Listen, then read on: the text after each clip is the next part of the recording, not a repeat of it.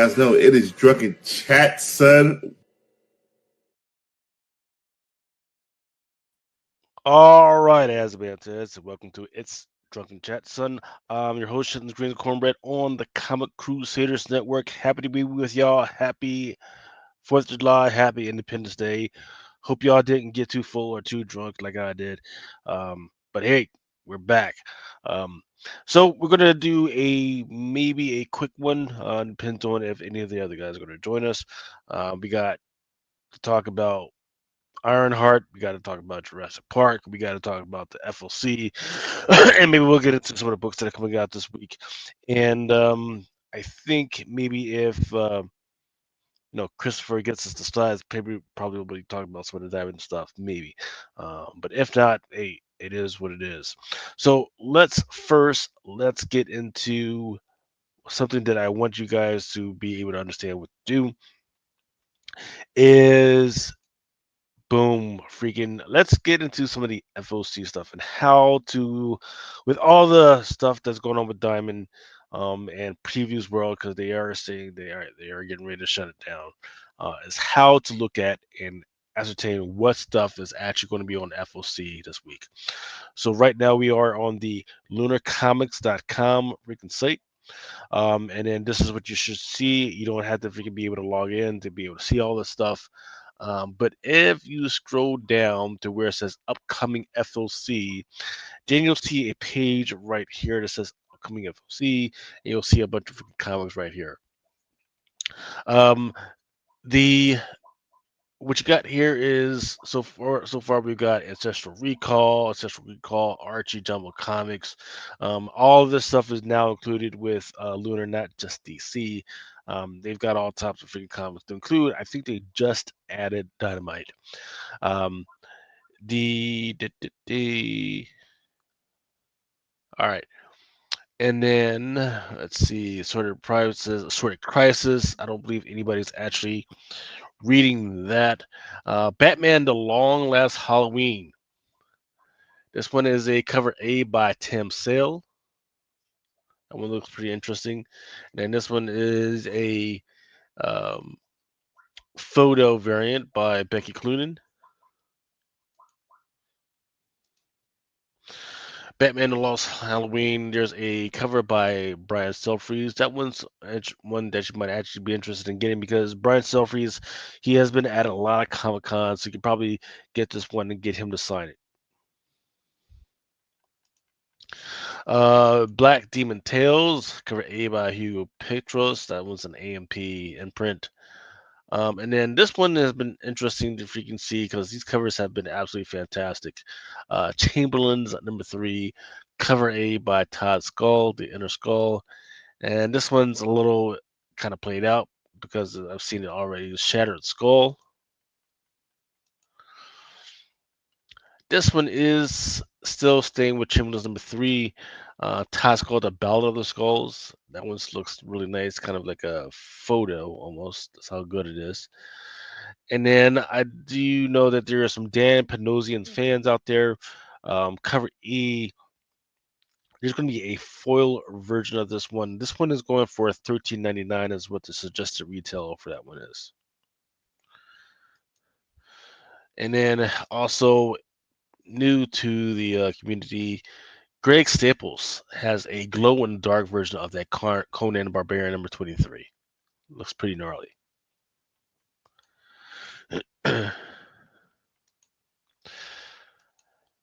Then there's some original comics versions. There's an omnibus for Conan Barbarian.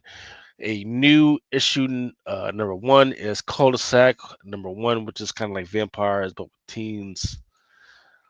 Then this one is a Tony Fleek's Curse Mirror variant.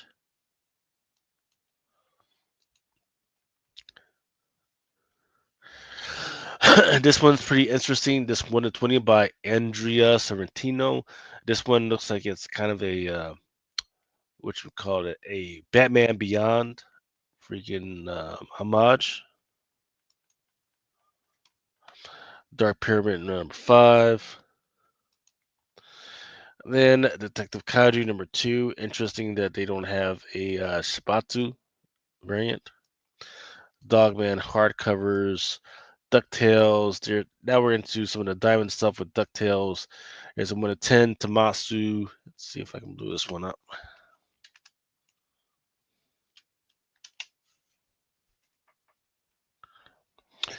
Yep, DuckTales, issue number 5, cover B, Francesco Tomaselli. There's an Alan Qua. Right there, there's your 1 in 10 by Maseranda. Another 1 in 10 by Alan Qua. 1 in 15 by Carlo Lauro. 1 in 15 by Francesco Tomaselli. 1 in 20 by Ivan Bigarella. And then excuse me, let me go back to that one.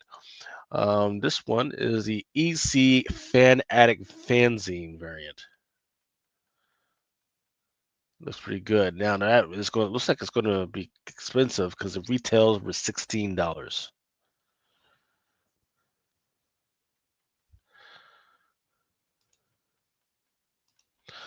Exquisite Corpse issue number 1 has gone to a third print,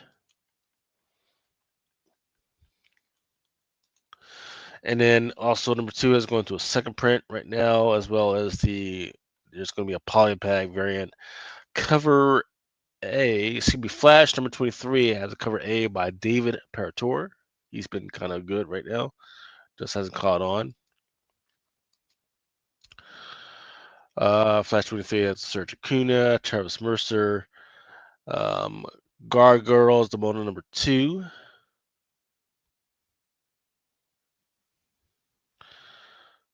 Let's see with this Megan Hetrick. Oh yeah, that looks pretty good. The Gargoyles, Demona number 2, cover E, Megan Hetrick, Metal Premium is coming out, and that one's going to retail for $100.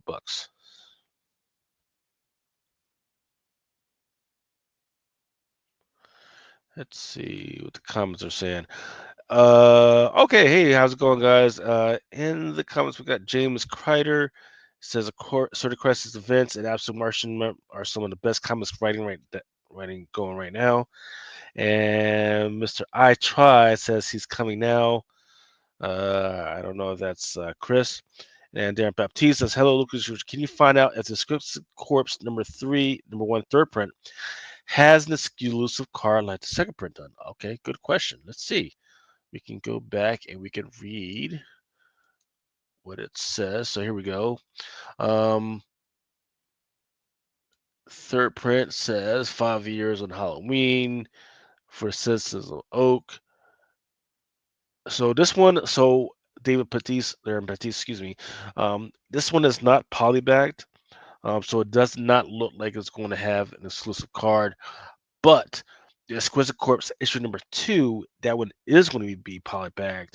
And it looks like it says, actually right here, it says each cover C for the polybag variant will include one collectible trading card, collect all 13 issues to make a complete card dark set. And that's for issue number 2, but not for the third print of issue number 1. I hope that answers your question.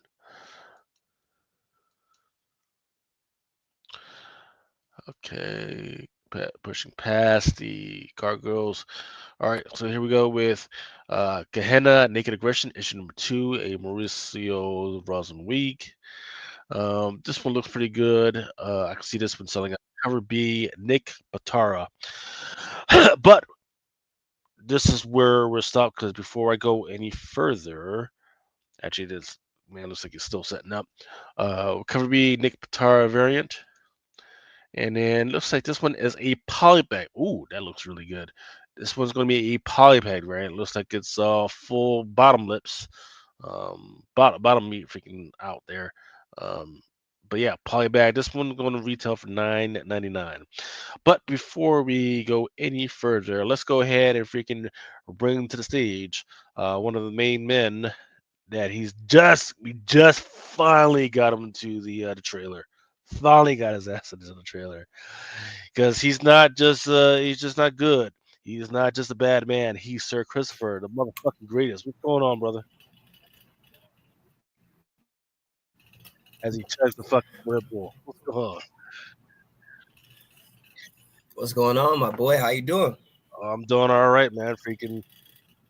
So just let everybody Yeah, know. dude, I've been fucking with this thing for like the last 2 hours, man. Yeah. Well, you're talking about the new mic and the new headphones and all that. Is that what you're talking about? The new mic and the new headphones. Can you hear me? Uh-oh. Oh, can you not hear me? Yep. Okay. Can you Yeah. hear me? So yeah, I can hear you. You were messing I around can with hear what? you. Yeah. Can So you you're hear messing. me? Yes, I can hear you. So you're messing around with what? The new headphones and the new mic and everything.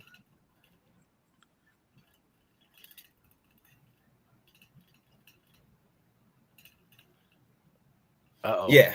I got like this mixer that I've been fucking around with. So I just been playing with it and seeing like all the little shit you can do, you know? Yeah, it sounds like you got a kind of a delay because it's taking you a while to answer.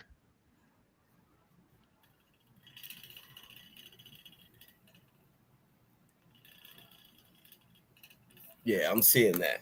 Here, let me do this. Give me 2 seconds. Let me restart this and I'll be right back. Roger. All right. So yeah, Tom's saying bad delay. So yeah, it's just new equipment. Sometimes you're supposed to test it out before you put it in there. But we're going to get it straight. While we get that squared away, we're going to keep on going with some of the boom, boom. There we go. With some of the FOC stuff. GI Joe. Number 7, second print, cover A, Jason Howard. Second print, Jason Howard for cover B. Looks like they're trying to make their money off of second print, third prints. Gotham City Sirens, unfit for orbit. This one is a Terry Dotson with Poison Ivy, Catwoman, and a Harley Quinn on the free cover. But the one that I got my eye on is this cover B by Nubovich. This was going to be a cardstock, $4.99, kind of like a Harley Quinn, Poison Ivy, and Catwoman rocker freaking variant. Looks freaking pretty good, and this one is only it's only a qualifier, so no incentives for this one.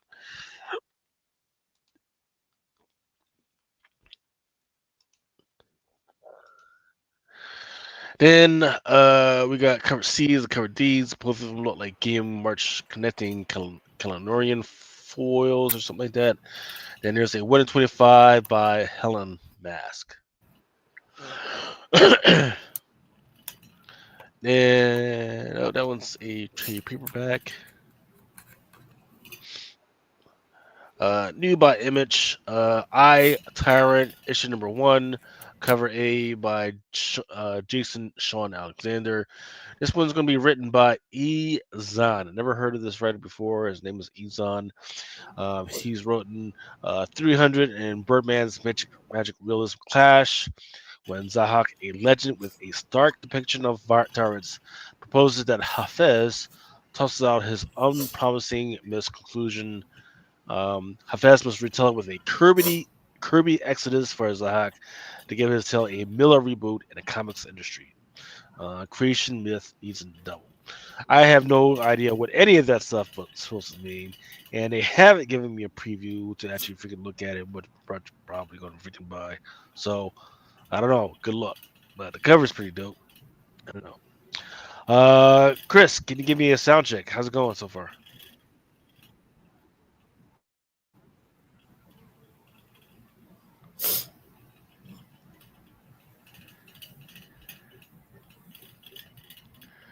Wow, that sound delay is pretty bad. Yeah, that shit's dope. Yeah. Then here's your Can I Tyrant number 1. you hear me? Yeah, I can hear you. Is it still a delay? I don't know. Can you hear me right Or now? you can hear me? I can hear you.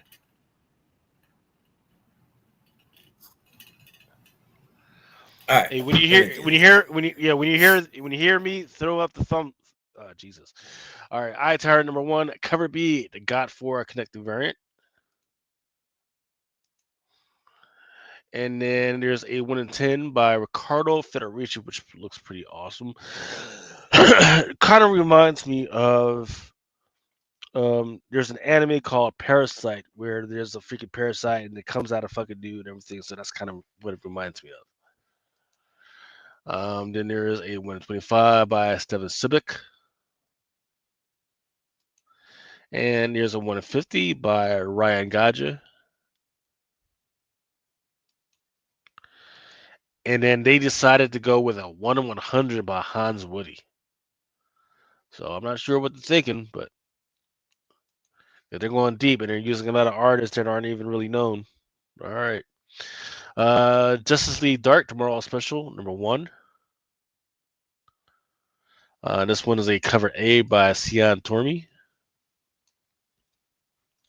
Then there's a cover C by Nathan Zerdy.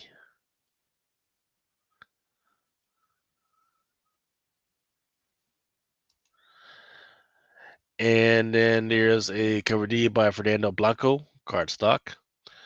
1 in 25 by Mark Buckingham. And then this one I've been keeping my eye out for a while. There's a new thing out there called, or a new comic book out there called Kill or Be Killed, but it's a one shot. It's going to be $8.99, written by Peter Atierrez, and covers by Michael Coy. This one's an AWA Vertigo joint. So we know how they've been doing. They've been promising that they're going to have some projects on TV and television. We just haven't seen that yet. So, I mean, it looks interesting. I don't know. Hey, what's going on, Wiki Fodder? What's going on, brother? And then Lazarus Has Fallen, Lost Fantasy issue number 2, second print.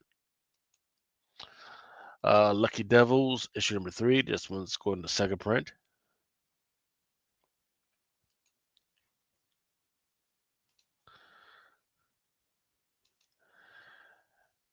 Here's issue number 4.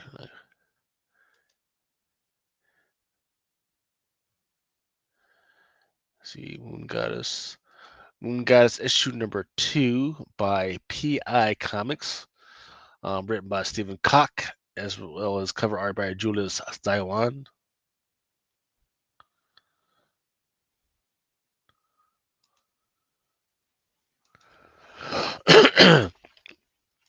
All right. Also, a new number 1 from Image. News from the Fallout number 1. This one is a second print. I think this came out like a week or 2 ago. And then there's going to be issue number 2 by cover B by Leslie Herman.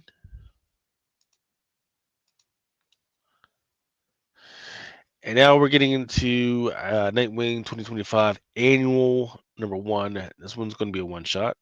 Price on that one's going to be it's going to be $5.99. Then out of Alcatraz issue number 5, there's a 1 in 10 Tyler Crook sketchbook. There's a 1 in 20 by Naomi Frank. Prodigal Son. This one's a favorite of Mel. He's been putting this on blast for a while. This one's by AMP. Issue number 1 is going to a second print.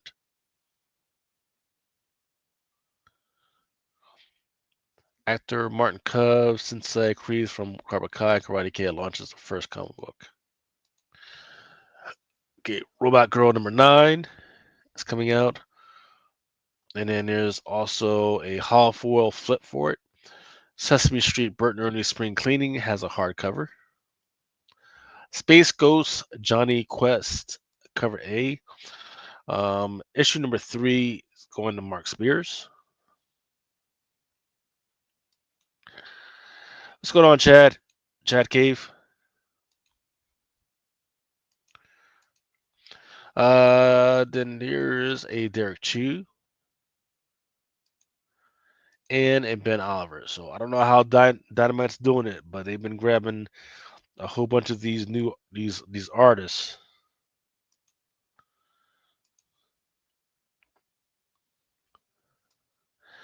And let's go back to This one. Issue number 3 for Space Ghost also has a Josh Middleton cover. That one's a limited edition version for $50.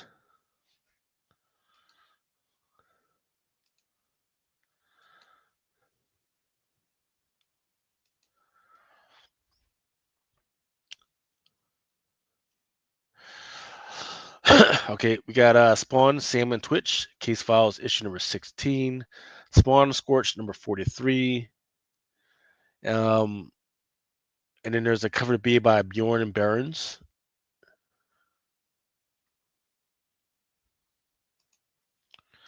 Speed Racer is coming out with something. Licensed by Mad Cave. Speed Racer number 1, cover A, Alessio Zono. Then there's the Sean Galloway Retro, Dave Tinto, cover C, Nicoletta Balderi, and Sebastian Perez. There's a blank version of that, as well as a 1 of 10 by Batista. There's a Batista magazine homage, which is an unlockable. Star Wars Insider issue number 233 is going to be a foil version. It looks like it's going to have the Bad Batch on the cover, but like a weird version, split version of these guys.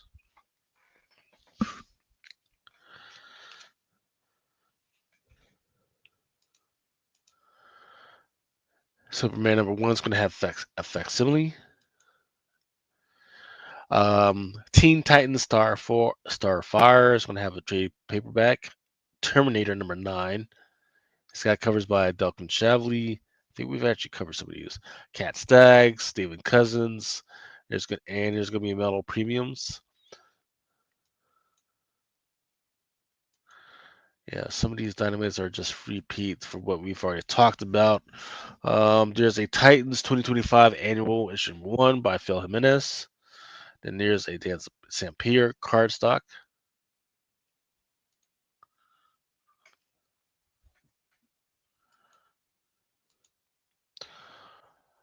Let's see. There's a Joel Jones for Titans. What's the furthest place from here? Has a cover A by Title Boss. Issue number 22, cover B, Cayetano Valenzuela. You'll Do Bad Things, issue number 5, Title Boss. And there's a 1 of 10 by Malachi Ward. Ancestral Recall, issue number 1, cover A by Adagun Ilhan. Then there's a 1 of 3 by Kerry Randolph. Now, somebody earlier was talking about how good Assorted Crisis is. So, yep, here we go. Assorted Crisis Events number 5, cover A by Eric Zawodaki. Absolutely, man. Pablo, thank you. But yeah, if I'm going too fast, just let me know. But I'm trying to get us in and out of here under 3 hours. There's a 1 in 25 for Assorted Crisis. Cover C by 1 in 25. Or for 1 in 25 by Alvaro Martinez Bueno.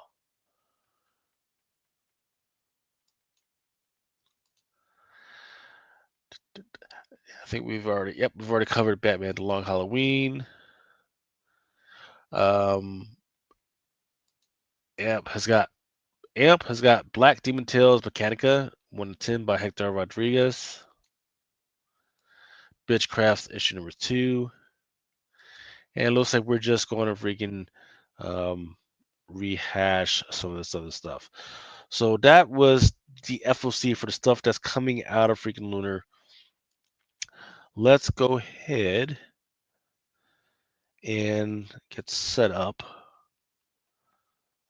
Yeah, let's go ahead and get set up for. Yeah, it's a shame that Chris couldn't make it.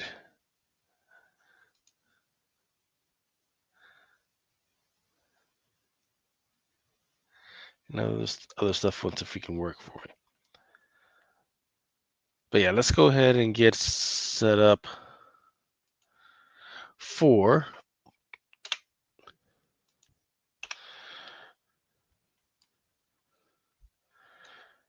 Um, let's go to prhcomics.com.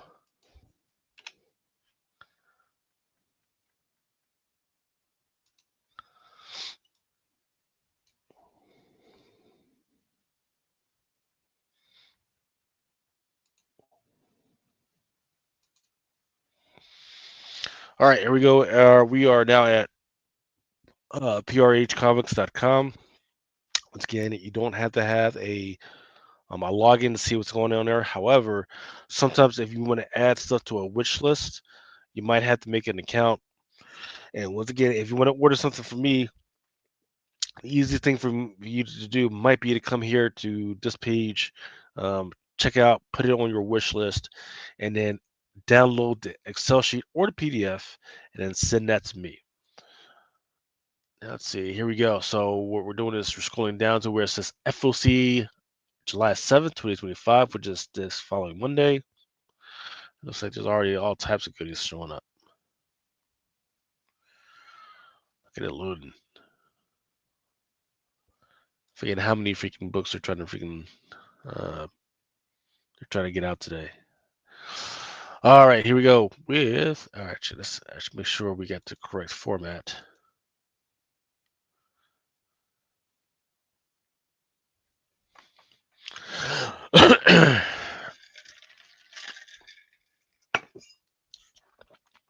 Okay. Um,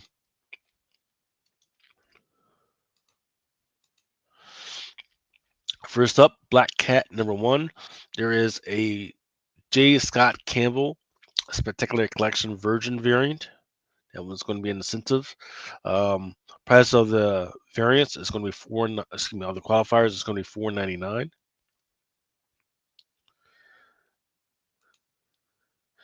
And then here are some of the other qualifiers. There's a Black Cat #1 Gleb Meloncloth, as well as a Derek Chu Virgin variant. And there's your Jinghan Lee Virgin variant. There's a Simone DeMayo variant. Okay. Then there's a Terry Dotson as well as a Peach Momoko.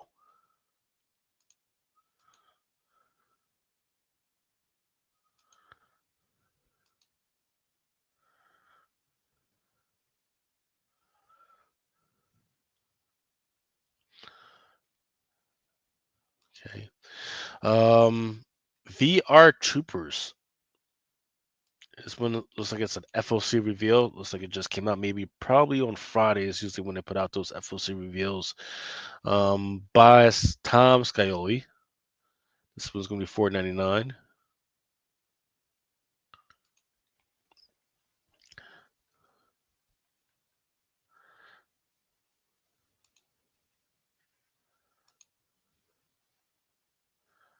Here we go.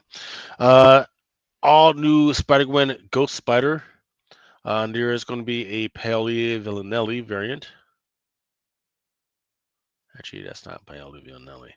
Who is that by?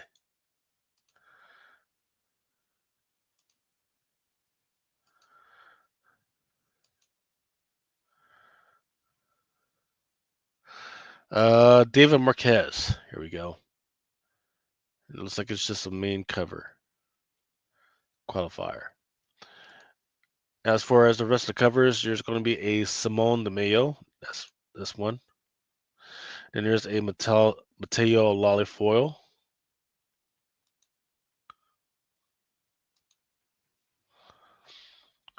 The J. Scott Campbell is coming out, but we don't quite have the art for it yet. Then there's a Nogusan variant. So a bunch of covers coming out for the Spider-Gwen Ghost Spider joint.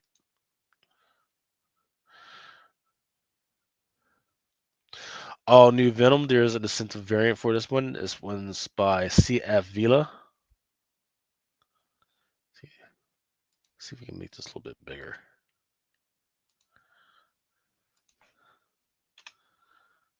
Here we go.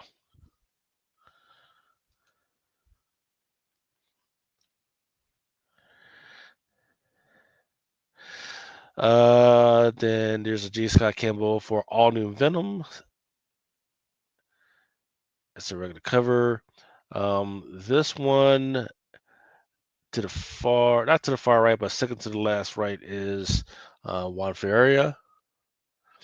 Then there's a Amazing Spider-Man is coming out, issue number 9. Um, issue number 9 for Emma Lupacino. All right, I'll fuck around with that later. All right, you got it. For the most part, you know what I mean. Okay. Just fucking. All right. I have a camera, right? So that's the new camera, cool, right? But Yep. when I had this plugged up, you were hearing a delay, and I'm like, what the fuck? Because I'm listening to you, but then when I respond, you get a delay. So I'm just like, what the fuck? Yeah. Technology, man. That's why we got to do sound checks before just to Oh, figure dude, it out. I've been playing with it for fucking 3 hours. But I couldn't, like in order to run it to see if it works with the StreamYard, right? I just need an empty room so that I can do that on. You know what I mean? When I was doing it like on just the back page of it, right? I can't tell you, and nobody can hear me to be able to tell me like, hey, yeah, it's working, you're good. You know what I mean? Yeah. So I'm just gonna tinker with it. Okay, so we've just been doing the FOC, trying to hold it down while you were away. Tom was talking about covers of fire. Chad Cave's birthday is in 1 hour. Okay. Oh shit. Chad Campbell posted the Ghost Spider art on his page. Okay, so I guess we'll have to for which Campbell are you talking about? The all new Venom Campbell, or I forget, or is the Ghost Spider Campbell?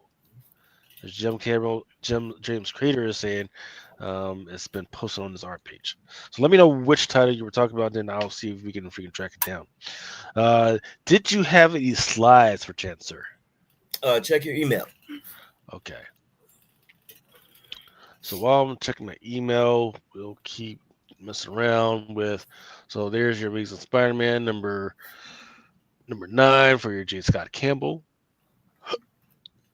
There's your Yeah, all these Netho J. with a Scott Campbells have BS. been super fire. I think the 2 personal favorites so far is the Black Cat and the Doom. Yeah. This Black Cat number 1, Adam Hughes. That'll do well. Yeah, That'll do well. okay. It's like all these artists from back in the day are just coming out of the wood. Like they ran out of the money from the old joints. Do you remember how many Hughes Black Cat covers would this be?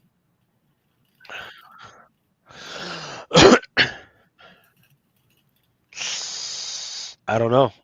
I really don't know. I do know there's a bunch of J. Scott Campbell joints, and the problem with the J. Scott Campbell joints is that they kind of all look the same. It'll just be Black Cat with a white cat, and then that's it.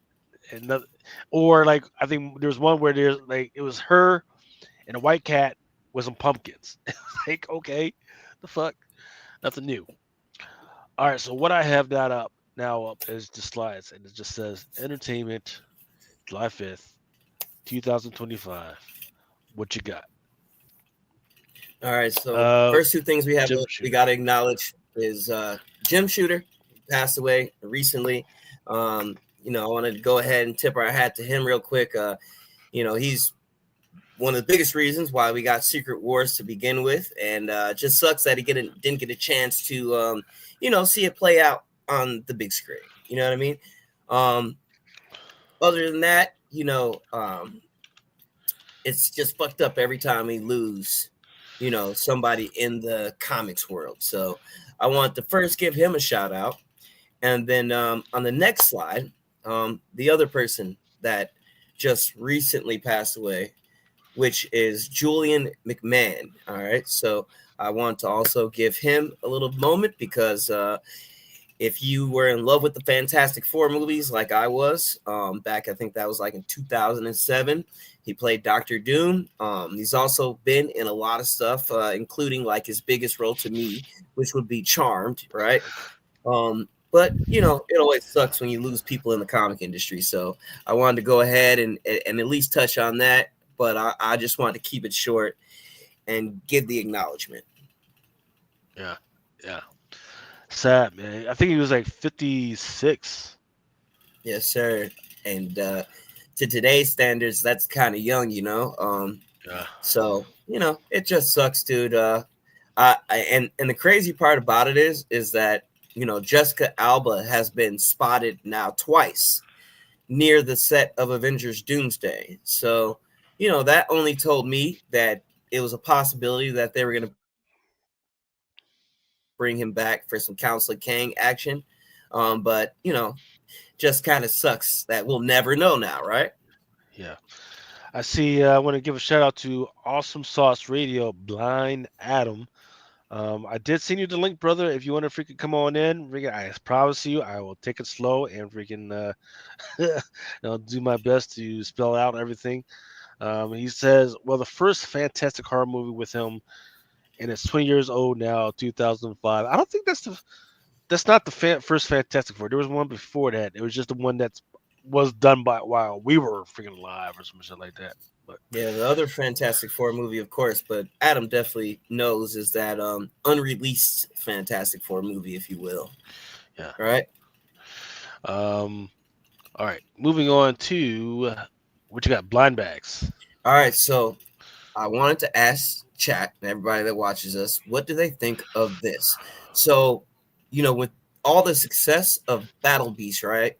DC has decided to give us blind bags as well.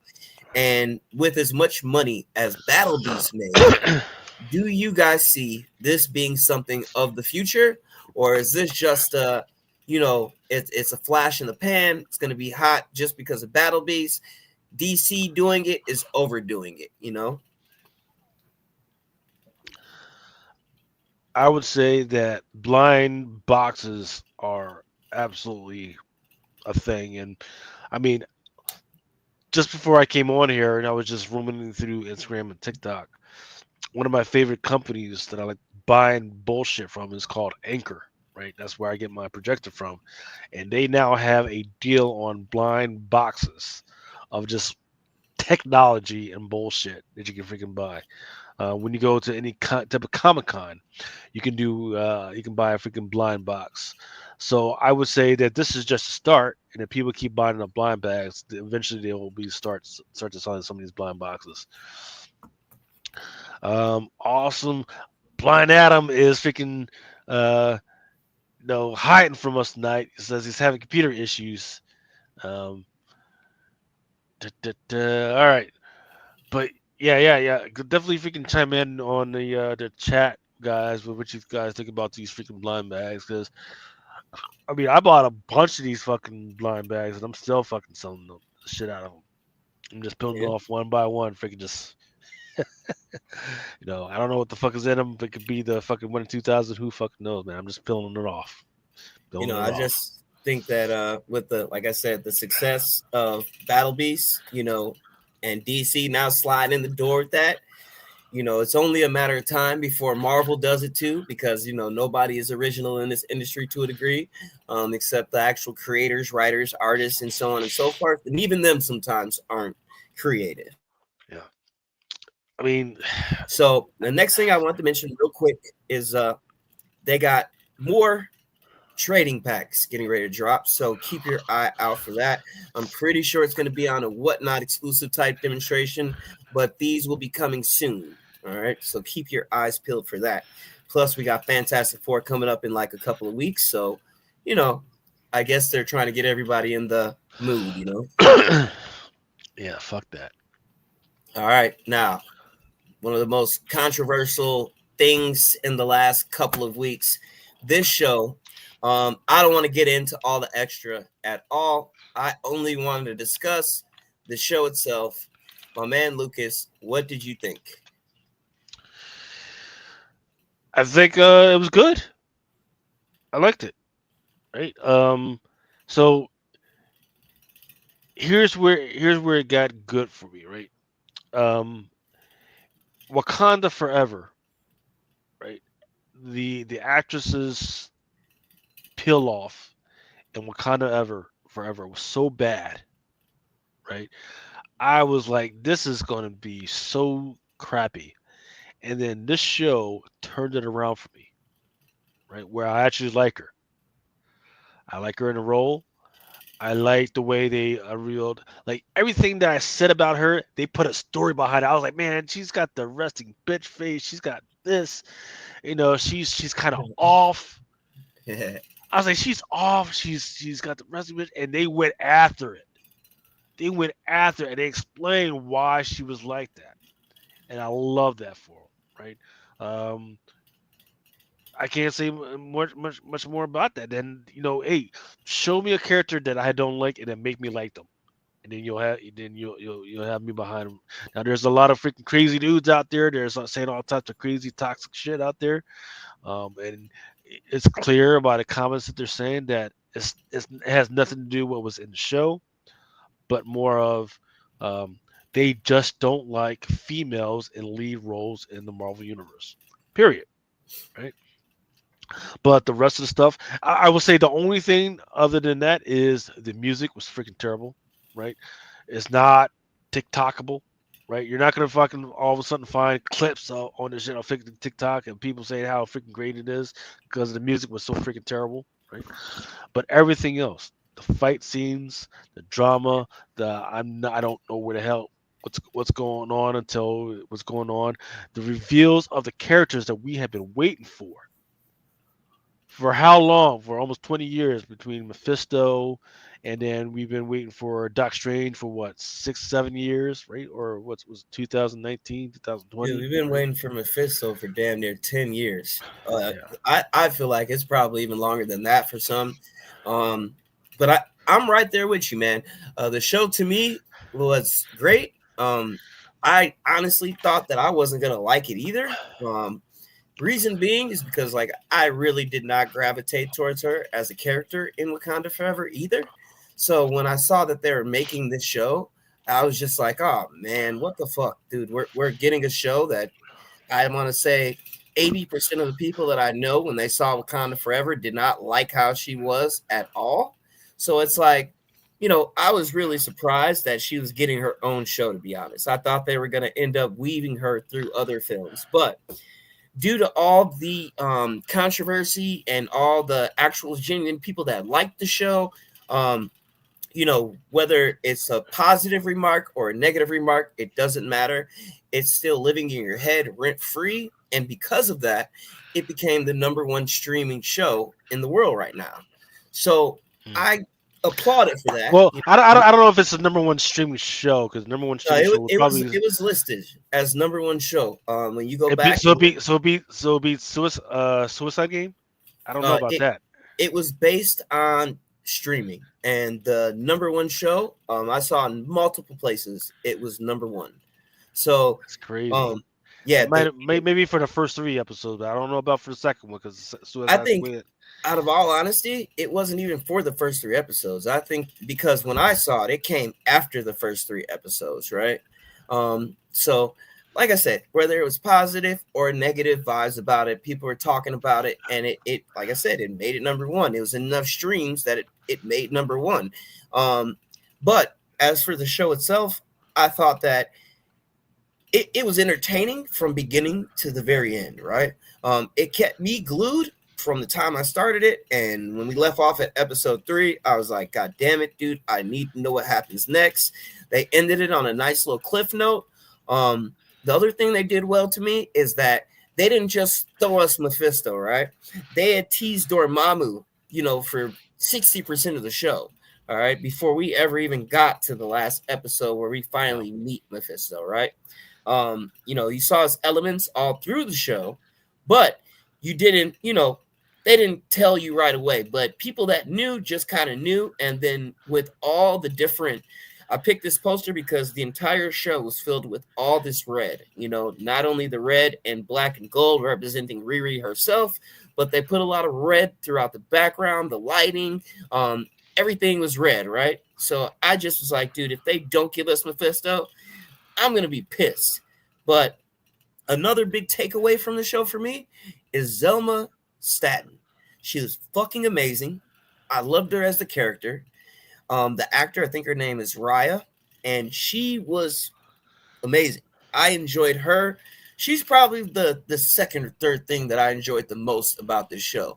Number one, of course, having to be Mephisto, but Zelma's like right behind him for me. You know what I mean? Yeah. Because now, as we all know, this show was actually shelved for 2 to 3 years.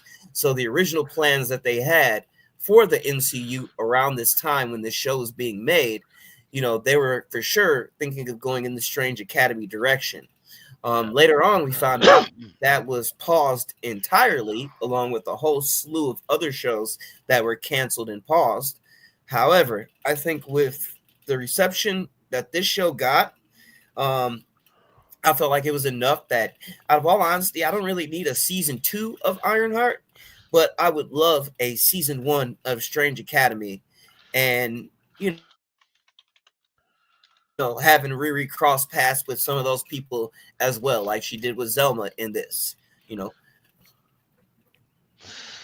I don't know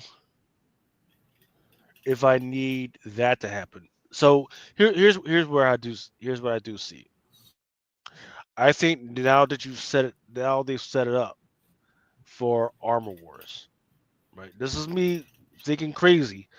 I think they perfectly set it up for Armor Wars, right? Because they've shown how crazy AI can get, how technology is so very important.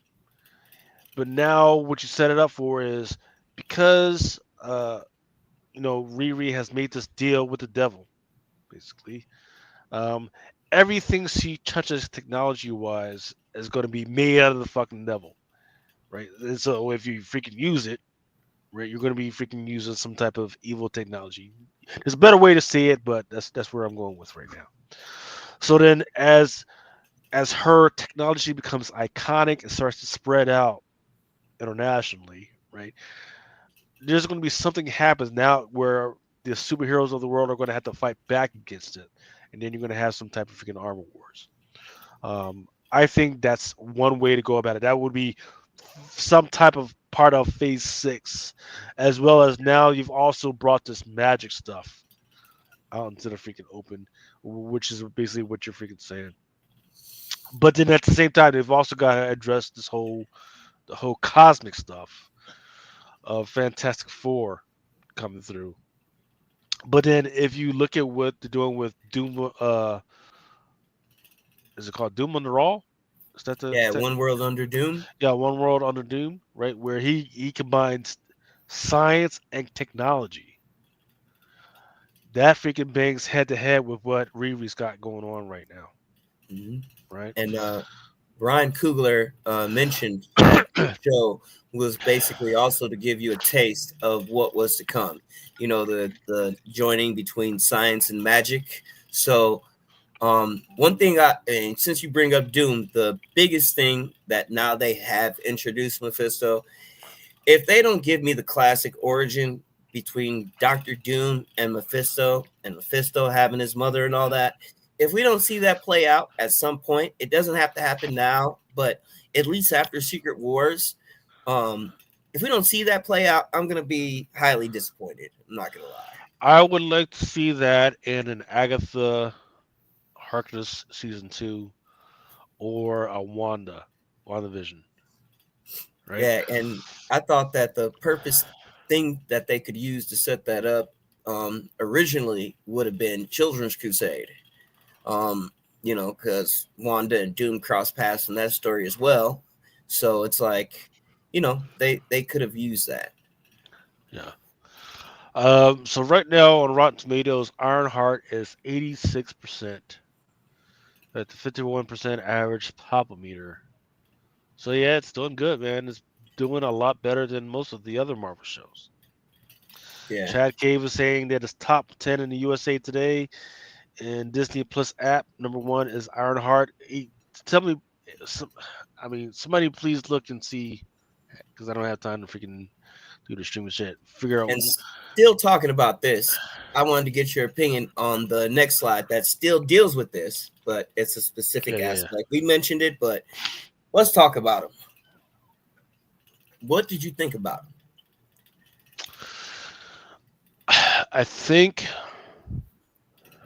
they've got an issue right now, right? Because I've run into several dudes who don't understand that there's demons, right? And the demons are tied to the earth, and their power comes from the earth, but they're not cosmic freaking demons, right? So they are not more powerful than cosmic entities or anything like that. And his scuffle at Dormammu, which is a cosmic freaking entity. Right? He's not like a cosmic god or anything, but still, he was like, Dormammu's he's not even worthy enough to lick my freaking arsehole and all that stuff, right?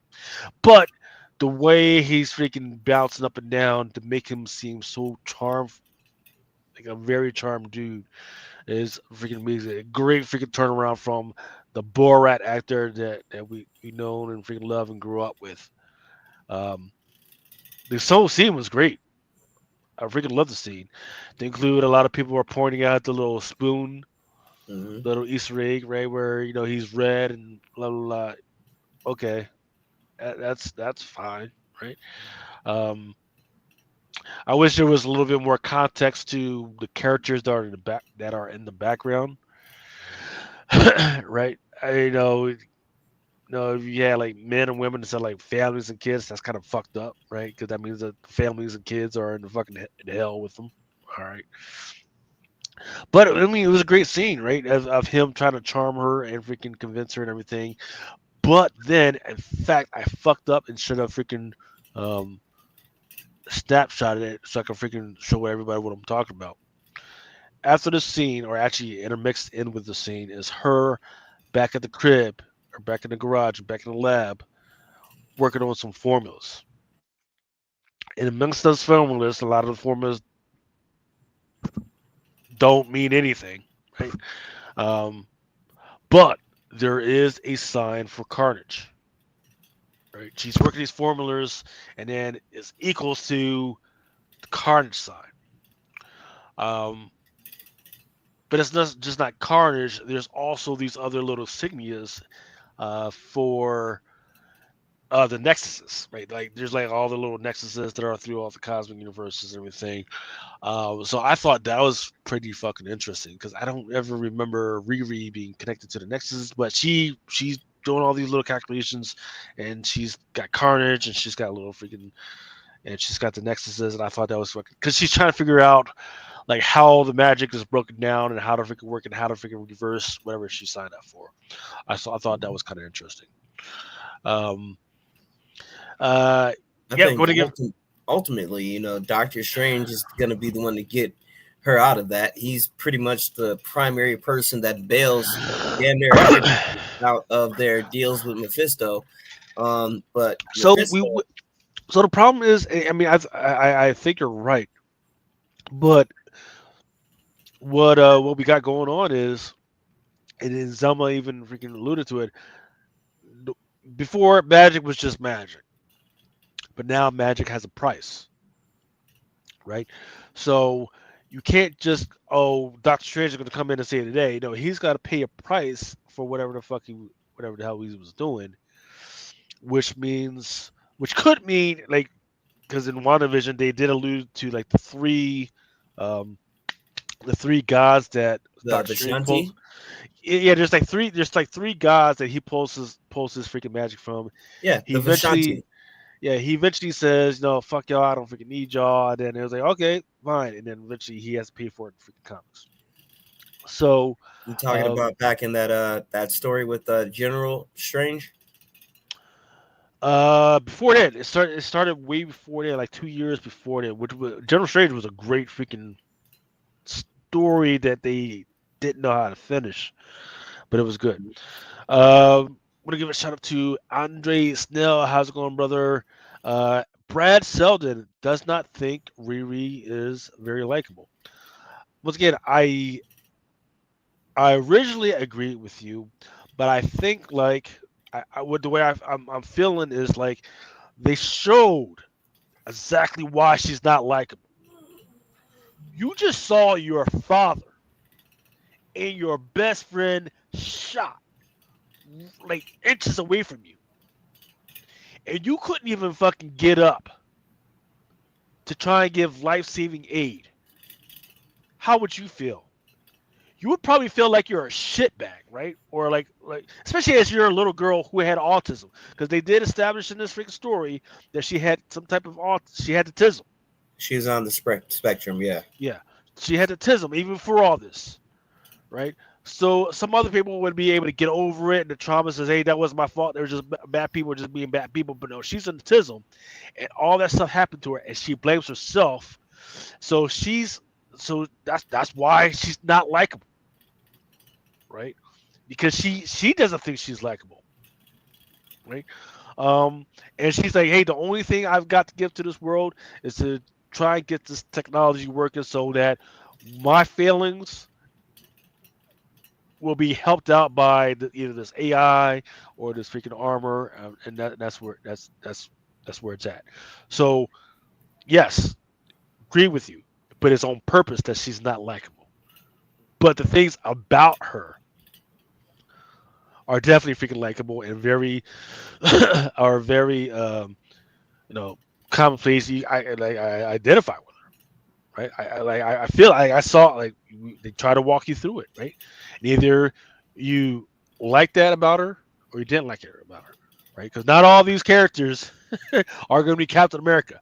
Not all these characters are going to be the charismatic freaking Iron Man. That's just the way it is. And some of these characters are going to have shit that happens to them. They're going to make them very unlikable. Yeah, That's just the yeah, way we're it is. kind of past the storytelling of Captain America and Iron Man, and these just kind of like the standard characters. You know what I mean? I feel like now we're going into some of the more obscure, still liked to a degree, but Yeah. obscure characters. Right. But Well, Mephisto well, is not. I feel like yeah, Riri is. yeah. Well, let's think about this. Like Jessica Jones, she wasn't a likable character. She was a freaking drunk alcoholic, right? That was fucking lazy, but she still did her job, right?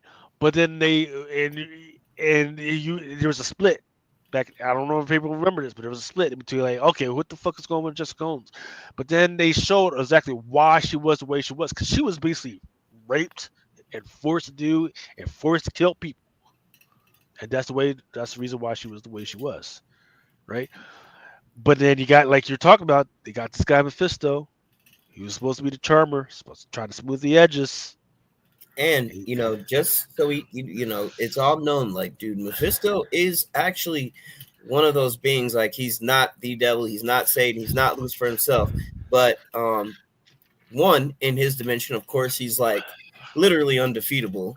But in other standards, like he can pretty much do damn near whatever he wants. The only thing that I think that is a goal that he can't just snap his fingers and do is make everyone sell a soul to him, right?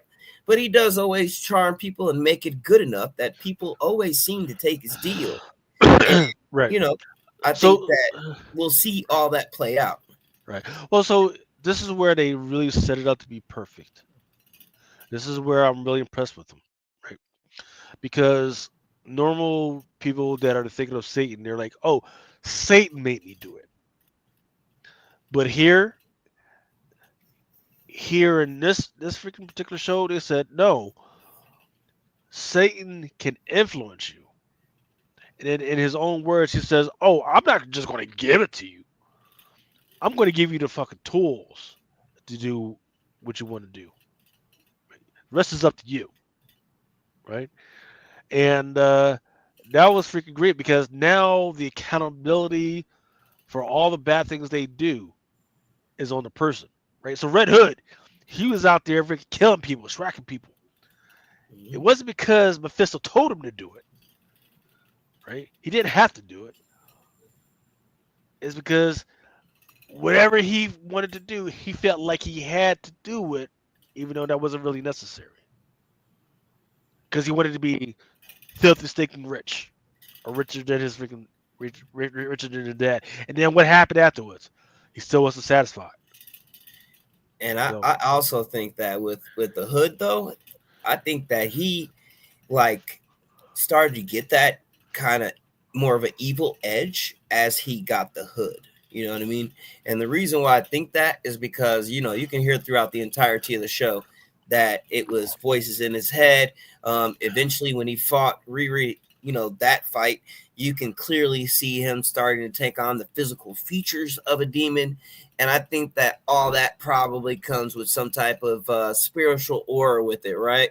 And it probably just digs down into your mental and kind of starts swaying you, you know, to do these evil things and not care or have empathy for, you know, anything pretty much. yeah, yeah. I mean, I don't think you're incorrect. I think you're absolutely correct. However, um, there's a that scene with his dad was so interesting, right? Because his dad says, "You were doing all this crazy shit when you were like 12. Yeah. You were doing all this crazy, so I had to kick you out." Which means even before he got the hood, even before he made the deal with Mephisto, He was a little asshole. he was a Yeah. little asshole, and he was a little crazy anyways, right? So all Mephisto did was give him the tools to use his craziness to do all this other freaking stuff. Yeah. But I mean, this I show think a lot of people missed that. I think a lot of people missed that. was fucking phenomenal. All right. And I just want to see more Mephisto, period, because, you know, I've been waiting for this dude for fucking ever. So, you know, there's certain relationships that I want to see play out with him. Doom being one of them, of course, the Ghost Riders. And I didn't say just one Ghost Rider. Not just talking about Johnny Blaze. I want to see other Ghost Riders, all right, like Robbie Reyes, and you know, maybe they'll bring him back from Agents of Shield or whatever. And then I want to see Danny Ketch because throughout everything, like even the two Ghost Rider movies that we got, we have yet to meet a Danny Ketch ever. So I'm really hoping that they bring Ketch into the fray with Johnny. You know what I mean? But that's just some of the relationships that I want to see play out, you know, with Mephisto. Yeah, I don't know if I need to see anything else from Mephisto, right? I think No, right dude, where he's at, it's more to see wh- with him for sure. I understand that, but I think right where he's at is really freaking great, where he's just messing around with ordinary humans. Mhm. I think that's perfect. I don't need to see anybody. I don't need to see anybody else right now, right? Unless there's some like crazy event, right? Then yeah, let's go ahead and bring out the big boys. But for right now, where he's just messing around with regular hoodlums and Riri, and then eventually he'll make his way. They bring him Miles. He'll eventually mess around with freaking Miles.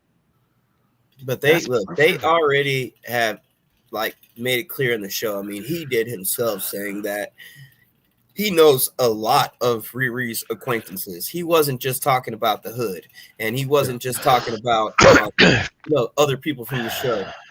I think he's already crossed paths with other people, you know, Mhm. especially like characters like Doctor Strange, of course, Ghost Rider, right? Because you wouldn't have Ghost Riders running around without him, you know, and just in general, you know what I'm saying? Like it's a lot to see with him, but I know what you mean because I want him to play that background villain, right? For a while. I don't want him to, you know, them to bring him to the forefront automatically and then they find a way to dispose him for some, you know, fucking reason because Mephisto is one of those characters that you just can't kill anyways, right?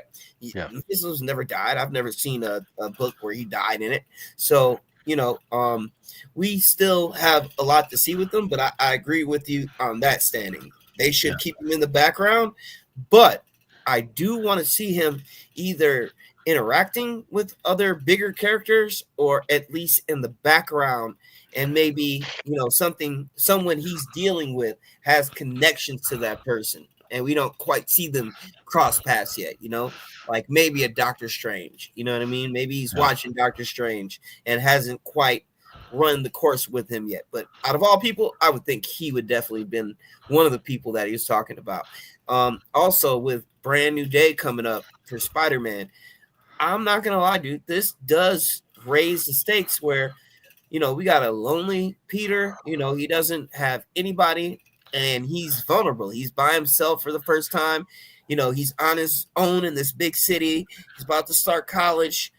So I feel like this is like the perfect time to have something like that creep in, or at least we saw something that would let us or allude to Mephisto being involved.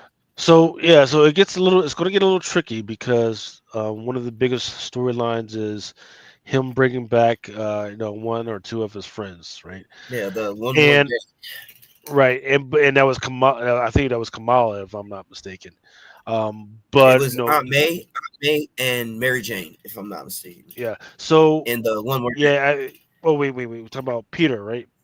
Yeah. Yeah. Okay. Excuse me. I was thinking about Miles because Miles had his own little thing where he brought back Kamala, right? Yeah.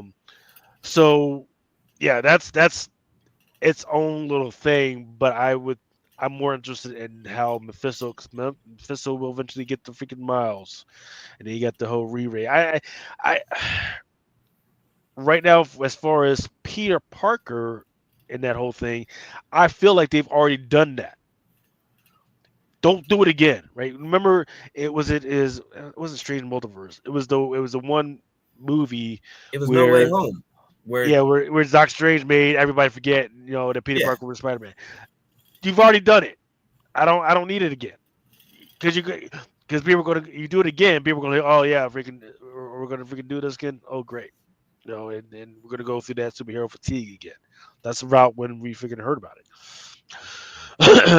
Because it really had it was like, okay, tease towards it at least, you know what I mean, like a nod to it, even that little fan service for me, like other shit. Because to be honest with you, that story, even when they did it, I felt like Mephisto was missing in all that shit for me, because I know the storyline, right? So it's like, I still want to see at least some type of involvement with Peter Parker, right, and like other people as well.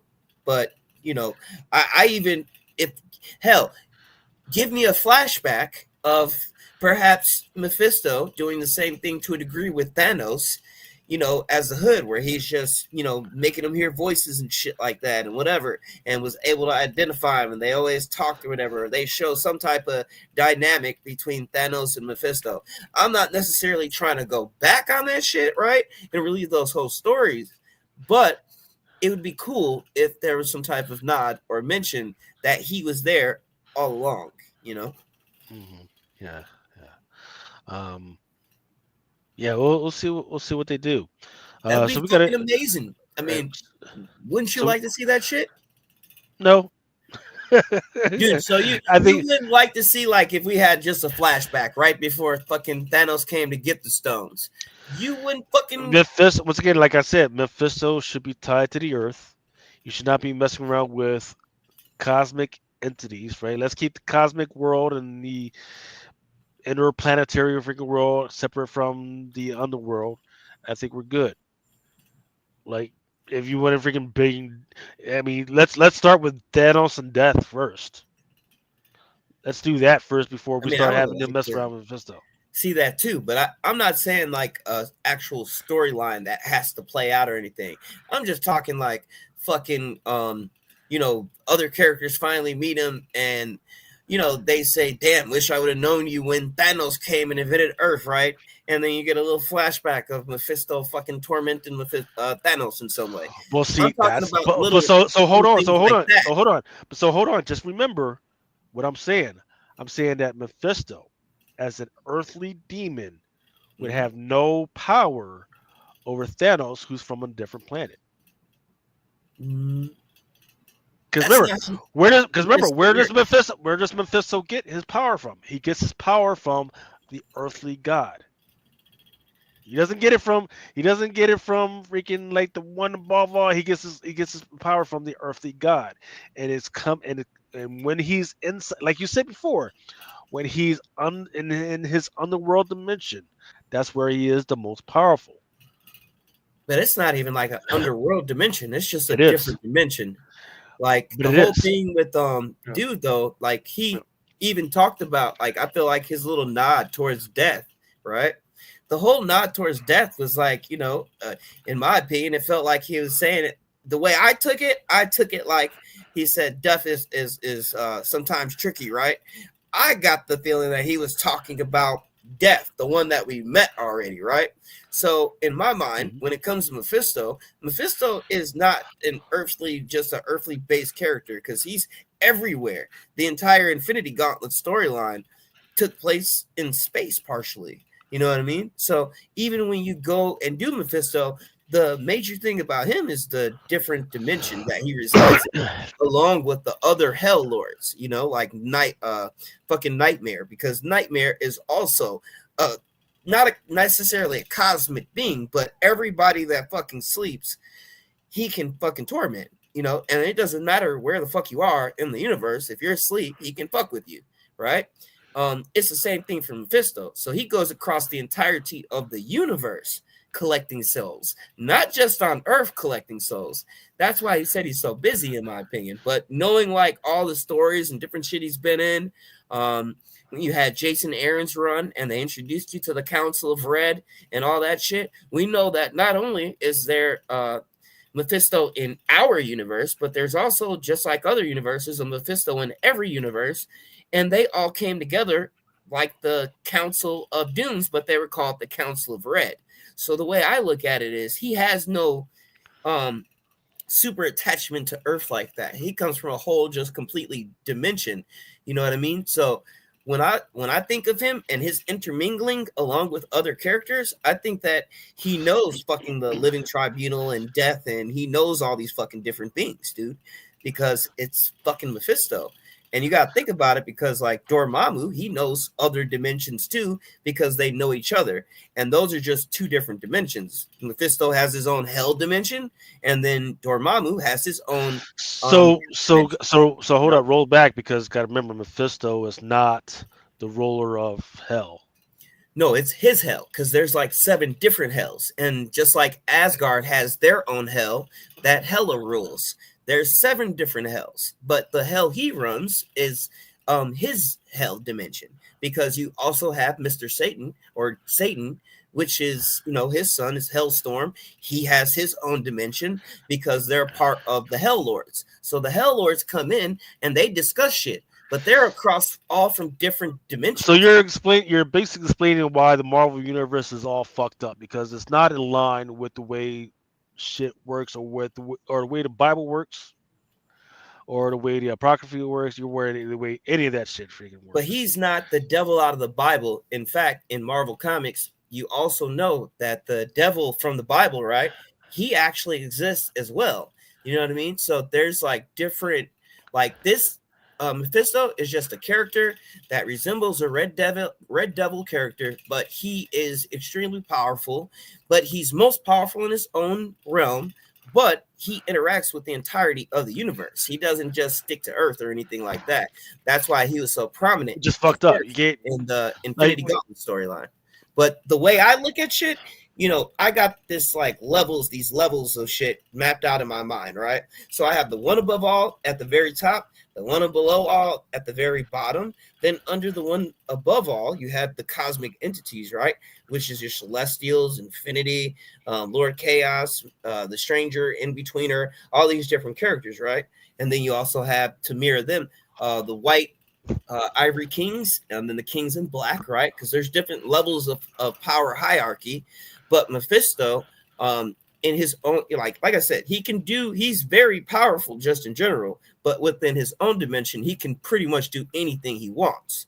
So it's like he has mention of like God as well. So it's like, it's different types of hells and hell lords, and then because all of them come together, and discuss hell lord business shit, right? Like Yeah. you can. I think, I, yeah, I'll, I I'll think, show it to you. yeah, Yeah. I think we'll have to see where they're going with this because so far he hasn't really done anything he wants. He's offered people to make their dreams come true at a price of something that they won't even miss. Um, Which but is he's gonna all end the up being their yeah. soul, probably, right? Well, And we'll see. We got to see. We got to see because this according to the Bible, it's not always just your soul that he freaking wants. because You out also of all need honesty, where I saw this going that's a is Satan. That's a whole Satanist bullshit thing. Because if you look through it, there's all types of stuff that yeah, you but might want. I just see him and his character like getting us in a damnation storyline with Ghost Rider eventually. So I just see like multiple shits and multiple ways they can go with him, but I prefer if they keep him in the background until we get through all this other shit first. And then once we start getting into the supernatural shit, then they'll start, I think showing off and showing you basically all he can do and all that shit. I mean, we haven't seen him do anything, but you know, come cuff a couple souls, basically, right? Yeah. So we ain't really So seen here's shit. right. So here's a question from Victor Alcantara. How will Mephisto fit into the Avenger story? Or do you think it will be another character that will be lost in the way? Mm, Are we even talking about? I mean, because we've had Thunderbolts, the new Avengers. Do we think that? I mean, are we still holding on to the Avengers? Because here's what I'm tracking. I'm tracking Strange Academy might be on its way. I'm thinking what's the name of that Asian freaking team that was out there for a while? That's you the freaking talking about Atlas, Agents of Atlas, Agents right? of Asses, yeah. Agents of Atlas, New Champions, and the West Coast Avengers. And don't forget, they also announced that they were currently writing a Midnight Suns project because they weren't going to go right through with the Blade project. So, like the whole talk of it is that they're supposed to be writing the script for a Midnight Suns film. So, if you ask me though, I think that like because they're supposed to do what cosmic, supernatural, magic, and what's the last one? Cosmic, supernatural, Horror. X-Men, I would say mutants, right? Eh, Because they're eh. getting ready to do that Unless shit it, too. Because unless X-Men is up unless next. unless they're ready to do the whole Krakoa storyline. No. Yeah, I don't even know if they are. I just know that they're supposed to be writing an X-Men movie right now. And so far, what we got so far from what they said, I guess, is the villain will be Mr. Sinister. So that's supposed to come after Secret Wars with the reboot. Yeah. So Victor Alcantara says he doesn't know, but sometimes he thinks Marvel prefers to use his unique talent of ruining characters with potential. I Indeed. would say to that, and we've talked about this before, is that there's a whole bunch of characters that we've been waiting for, like Mephisto. We've been waiting on Mephisto. We've been waiting on the Strange Academy stuff to freaking happen for a while. Um, there's that, and there's also um, just how many stories that Mephisto was a part of. And they had to try and tell those type of stories without Mephisto because let's not forget why they didn't do Mephisto in the first place because he's the devil. And I would be afraid if I was a Disney exec. I would be scared. But the devil and anything Disney, which is supposed to be a family-oriented freaking channel, right? I I don't would be even think scared. China got the snippet of the spoon. All right. I don't even think Yeah, they got that. I think yeah, that was damn near just for us, dude. yeah. Because I if they did, China would have banned it. yeah They because wouldn't you have let start you see it. yeah you start mentioning the freaking devil and the like moms of America, man, are gonna freaking come out, right? So yeah, you've got to freaking they had it. They were doing it. They decided this is a tester to see how people like it. Um, and they're going to see how far they can push this thing because they remember once again when they ask, okay, if I do this for you, what do I owe you? He says something you will never even miss. He doesn't say souls. He says something you will never freaking miss. Right? Just try to walk up to the line without freaking cross the street. Right? Um, so they've been shit scared as I would be for 10 years about freaking doing it. and I think they did okay with it. Now Borat, the actor Borat, has his own problems in itself from shit that he did years ago. So we'll see how that shakes out. But still, that's where we're at. So if this pans out, once again, we're at what 86% approval, and it shakes out, and people are like, okay, yeah, let's do it, do more. Then they can get crazy, and they can actually probably go back and retell some of those old freak stories that they've already put in the freaking movies, but tell them right Mm. with Mephisto in there. Yeah, that would be fucking great. But I think when we do this soft reboot after Secret Wars, I think that I think they're just going to use him then and try to use some of the stories that they haven't already done, right? And try to use some of the things that they still haven't done in the rebooted universe, right? With Mephisto actually a part of it now. Yeah. So no telling, but on this next thing I was going to talk about, wasn't really talk about it, but I was going to show off after this. Let me do this first. Fist of the North Star is finally getting their remake. All right, so I have the trailer up here, and we can go ahead and let folks watch it.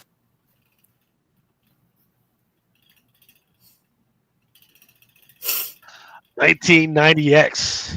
Fuck. Yeah, dude, this is gonna be lit. I remember, dude, when I first watched the first one.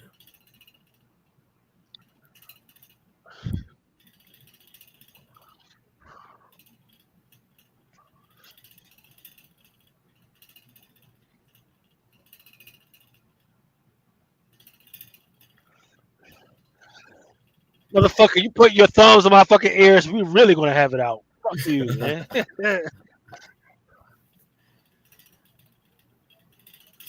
Hey, the animation looks great, though. Eh, To me, compared to I don't know. I like both now. I kind of like this yeah, animation it's style. definitely it's definitely reminiscent of the old '90s type anime stuff, man. But the anime stuff that's out now is like, woo, Top tier, definitely no.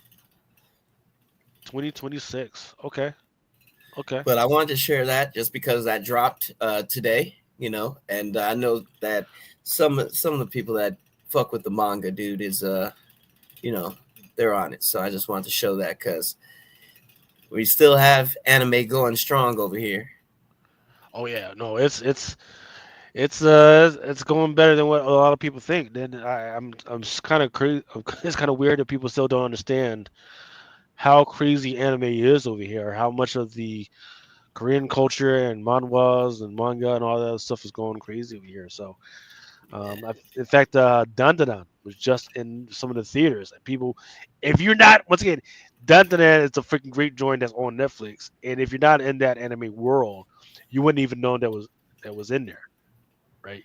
But for the people that are into anime, they know. Like, hey, that's just pretty fucking big, right? All right, so moving on to, I guess, our last bit before we get back to the books. Jurassic World Rebirth. And you're like, oh, why is this? Yes, there is a Jurassic Park freaking comic book that was out. In fact, there was a Jurassic Park animation type deal that was on Netflix for a little while. And now there's Jurassic World Rebirth, which is kind of, it did feel like a reboot. I just saw this earlier today.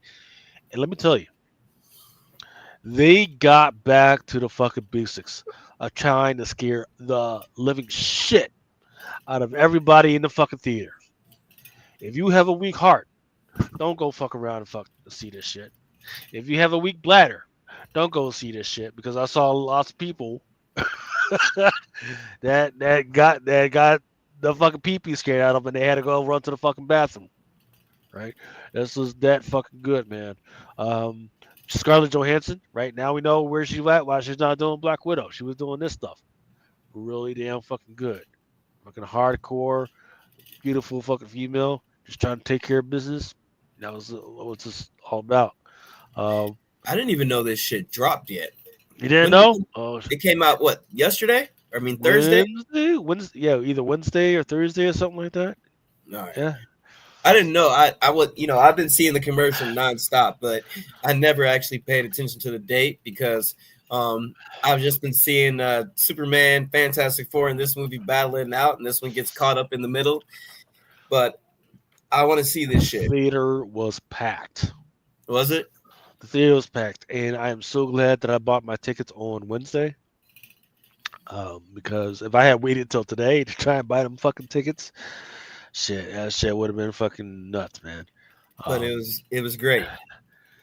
Fucking amazing. It Blew actually the. scared motherfuckers, huh? It had me and my wife fucking jumping, man. Like, yo, what in the fuck, man? Left no fucking crumbs, man. You're like, yo, nobody was safe, man. Not the little girl, not the little baby. Nobody was fucking safe in this motherfucker, man. Did it have a happy ending? Sure. It had a fucking happy ending, but it left you a little unsettled. I can tell you that much.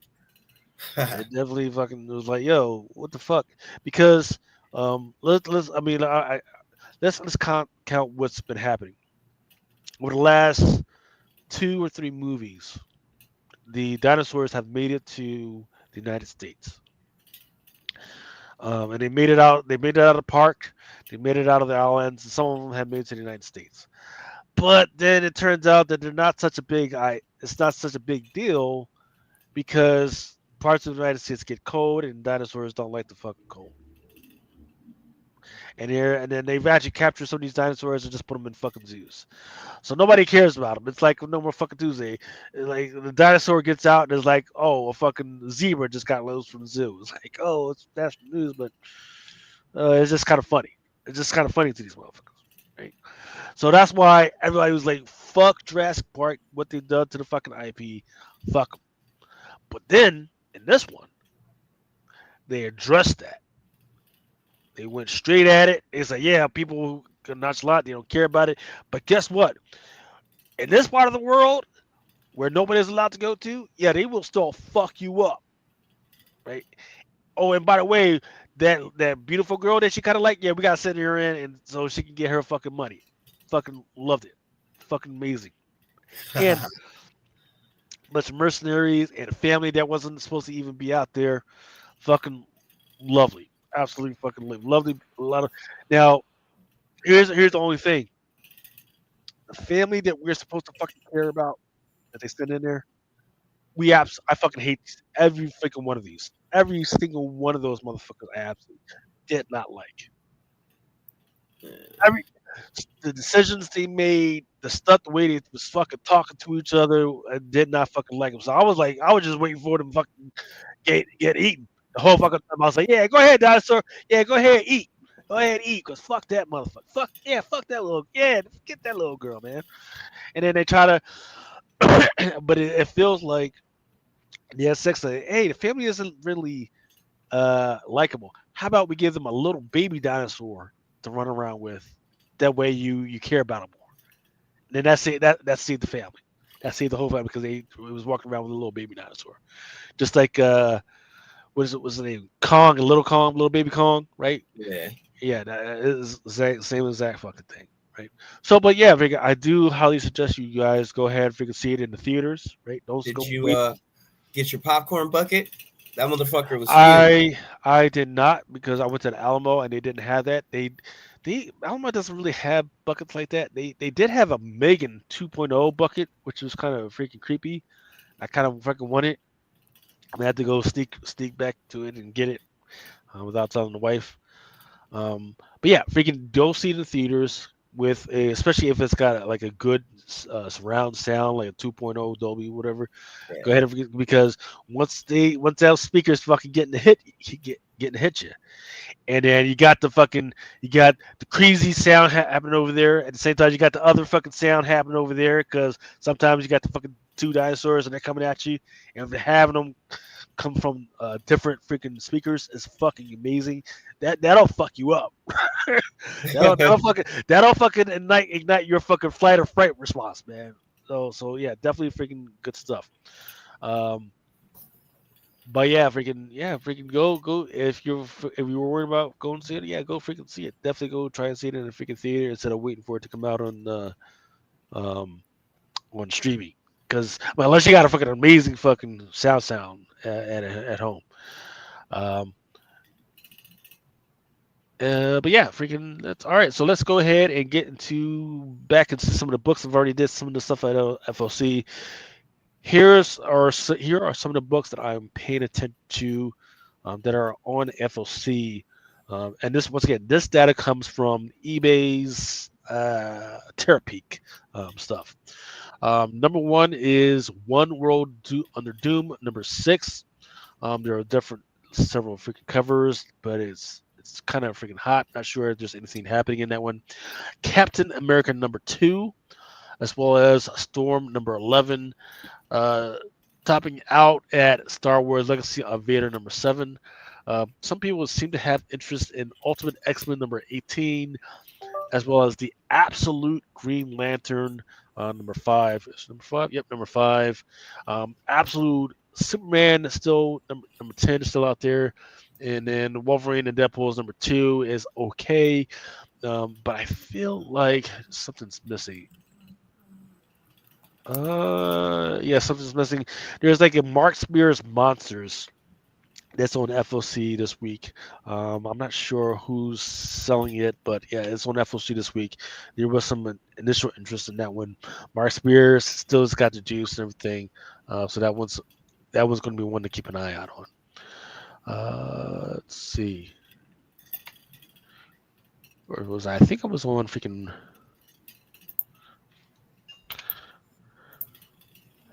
Yep, here we go. We're back on PRH.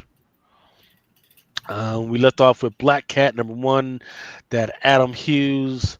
There's Derek Chew as well as J. Scott Campbell.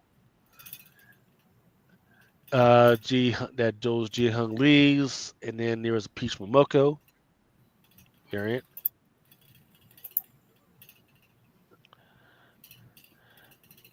Simone DeMeo,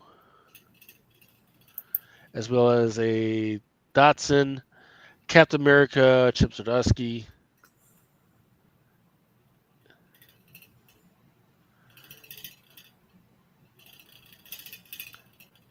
And then look, J. Scott Campbell for Captain America, not bad at all, but I don't think it'll sell that well. The negative space is fire, and I think people will just grab that just to complete the set.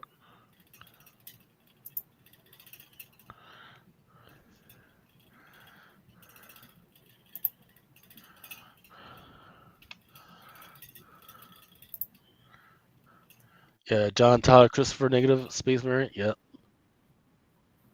Fire. Thing was good. Yeah.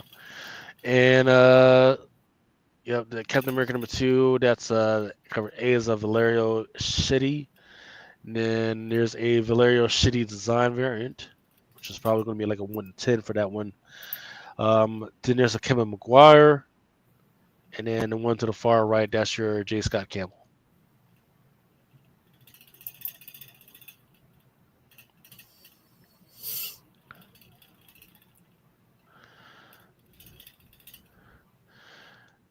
For some reason, I guess they're doing a Civil War number 1 facsimile edition.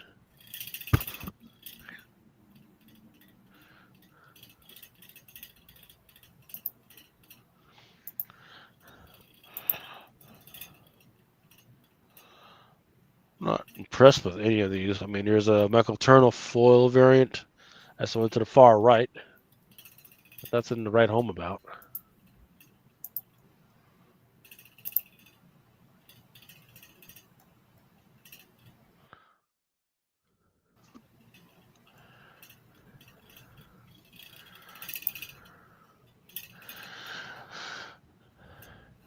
Daredevil Code Day in Hell.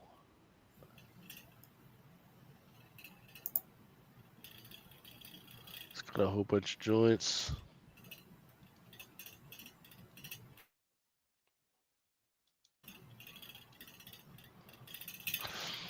Daredevil Code Day in Hell issue number 3. Looks like cover A is going to be done by Steve McNiven. Looks like, I mean, it's gnarly. I kind of like it, but it kind of looks like a crackhead. Somebody put a crackhead in a freaking Daredevil freaking suit. So I don't know, man.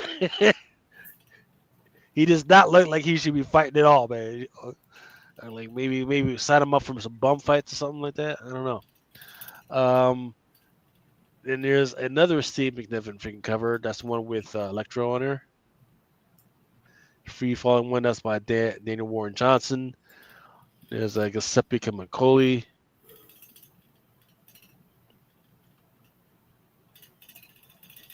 Moving on to Deadpool Kills the Marvel Universe. One last thought. Number 5. Cover A by Dave Paratore. And it's written by Cullen Bunn, actually. That's going to be interesting.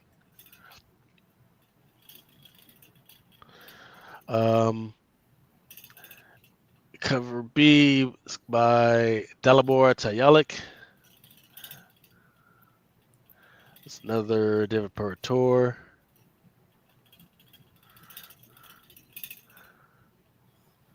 Interesting. Gwenpool issue number 4. Cover A, artwork by Chad Harden.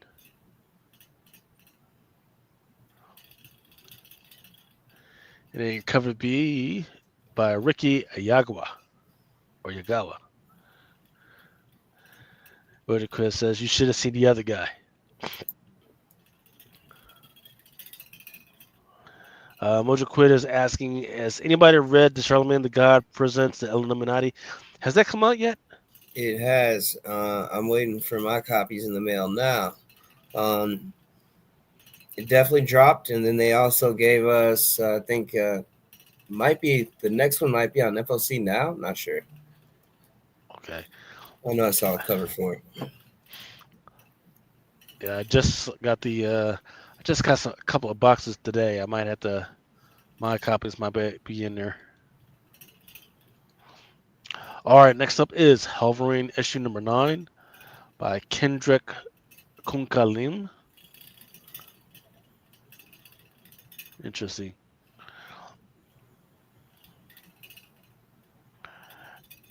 Some covers by Rafaelenko as well as Dusty Peterson.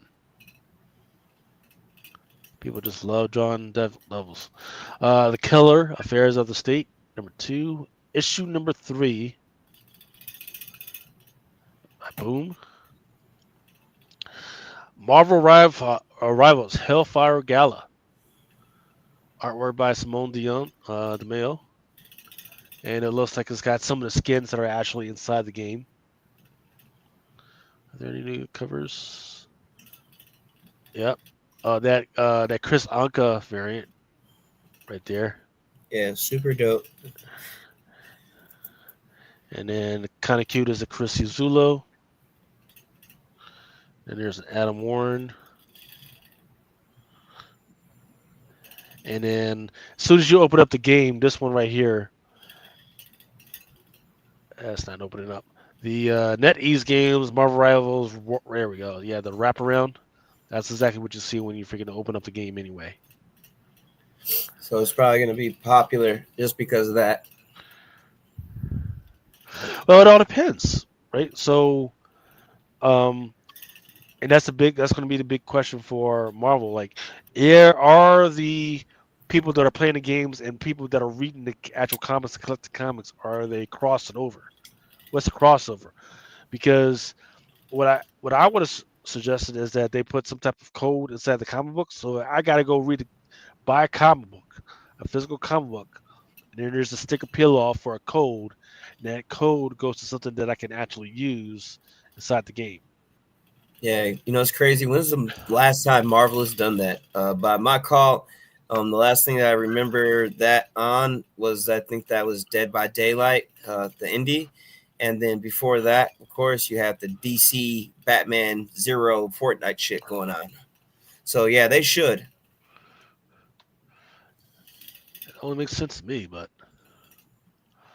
It would also be dope, just period wise, making Rivals its own separate universe and let it be some form of continuity too. Because the stories in that shit is off the chain. We got Hela. She's a symbiote queen in Yeah. Rivals, which is fucking dope, and I would love to have a book of that. Yeah. Right. I need I don't understand. her on the cover. I have no clue how we've got in the game a hella Venom, but we've never had it in the freaking comic book. At least give me a And fucking cover of that shit.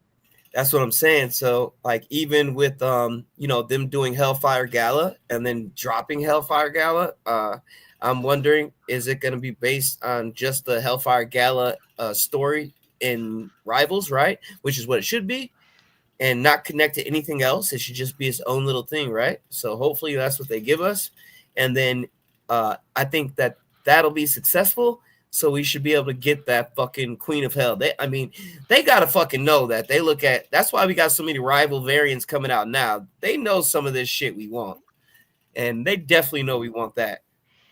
Yeah. What's interesting is in one of the books lately, it was like the Jet the Land Shark book. He actually has a shadow demon that's a part of him. Right, he's trying to chase down the shadow demon right now. I think that shadow demon would be amazing to have in the fucking game, whereas it's like one of his freaking abilities. Like just shadow demon just fucking goes out, fucking fucks people up. Because I think who's that can do it? Loki can do it right now, and I think Adam Warlock. Yeah, Adam Warlock can fucking do that shit. So they should give. So, so for instance, Loki can make a copy of himself, and then that copy can just run around and then stop, and then whatever you aim at, the copy is aiming at as well. So that's like double. And then you could actually do it like 3 or 4 times. Actually, you just make copies of yourself, and then those copies go out from different angles and just fucking shoot. So I'm just saying they should do the same thing for a freaking Jeff, where you can make a Shadow Jeff, and then Shadow Jeff goes off, and then whatever you aim at, that Shadow Jeff fucking fires as well. Because I think it was the last issue they established that there's a Shadow Jeff that's out there. Yeah, that was like the last page of the book, damn near. So the next one, they'll probably at least explain some of it, Yeah. Budget Quid is saying they really dropped the ball with Deadpool 3. It should have been a Deadpool kills the Marvel Universe movie. I agree with Mojo Quid, because like by now we should have just had him fucking just the third Deadpool movie should have been him finding out that we are about to have these incursions, and he just gets set loose like the fucking Black Cabal all over the universe, all over the earth, you know what I mean? The Fox universe. And he should have wiped that motherfucker out, Tom is saying so much rival stuff. Yeah, I mean, a lot of skins that have been showing up, a lot of designs and everything, but at least we're getting to see that whatever is in a comic book is going to make it into some type of medium, right?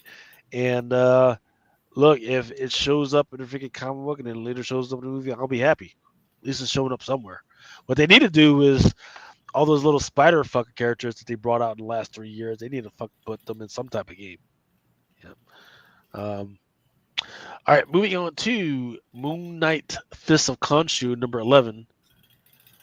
If this feels like a rehash of a cover that we were talking about weeks ago with the Mr. Fantastic getting ripped, not the one that's where was he getting ripped across? Yeah, he's getting his head ripped apart by Doom. Huh, yeah. And this one is by David Pertor, man. He's really fucking trying to do it this year, man. There's a lot of cover. He's a lot of nice covers. Yeah. I see Yoon has also been dropping some shit this year too. Also with Moon Knight, Salvatore Lacora and a Philip Tan. Predator Spider-Man issue number 3. There's going to be a Patrick Gleason second print ratio version. I don't hate it. I kind of Yeah, like it. I actually kind of like it. Fucking dope. Which company is this? Don't know which company this is. Oh, Dark Horse. Chasing Amy, issue number 1 by John Springelmeyer. So is this like an anniversary of Clerks or something? Because we're getting the Archie and Silent Bob, and now we're getting Chasing Amy as well. I don't know. Derek Neiman says, "Is it just me, or are there a lot of these skin rip covers in the last few weeks?" Yeah, yeah. Hey, as long as they're not ripping somebody's foreskin off, I guess we'll make it through. Red Hulk, issue number 7. Nick Klein. Kind of like it. Kind of like it. And then, oh yeah. There's is it the Werewolf or something like that? There's number 7 Doom, and then there's a Paul Sakura um, variant. I think the one on the left is the one. That shit's fire.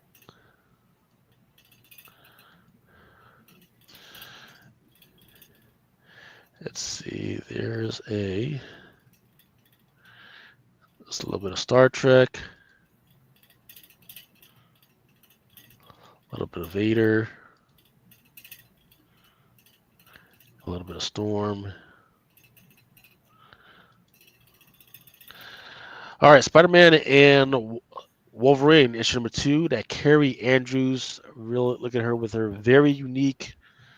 Look, she's got a unique style, man. Sometimes I can't tell what the fuck is going on, but it's definitely unique. I give her that. I give her that. And then, I definitely agree. And then there's your second print. Is this the second print? Yeah, so it's a second print variant, and then I guess this is the second print 1 in 25 right here.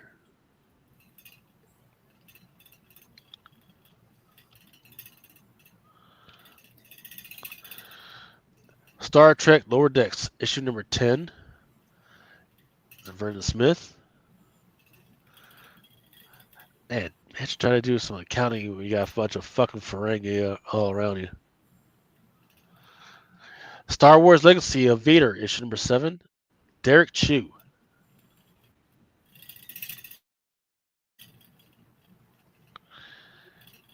And then there's a Miguel Mercado. That's the one over to the far left, which is absolutely fucking fire.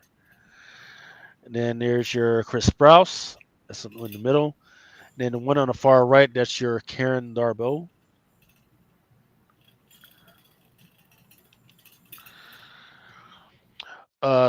Excuse me, Storm number 11. Mateus Menahini. Chris, I know you partake sometimes, so I gotta ask you. Huh? I gotta ask you this question: How high do you have to be that you would think, you know what, I'm gonna draw a Storm riding a motherfucking hippo? It's, I'm gonna be honest with you, bro. I don't even know what the fuck you said, but I know it's wild, but for some reason, I fucking like it. Piggy Spink says not very high. Yeah, not tonight, dude. I'm not that zoned out. I just got my little my little vape over here. And yeah. But dude, her riding on that fucking hippo. Besides that, this story is fucking amazing. I don't know if you're caught up in this shit or not, but this story is like top tier shit for me right now. You know what I mean? Like what's taking place in it is fucking astounding. I'm just wondering like where they're gonna go with it all. Do you know anything about what's going on right now?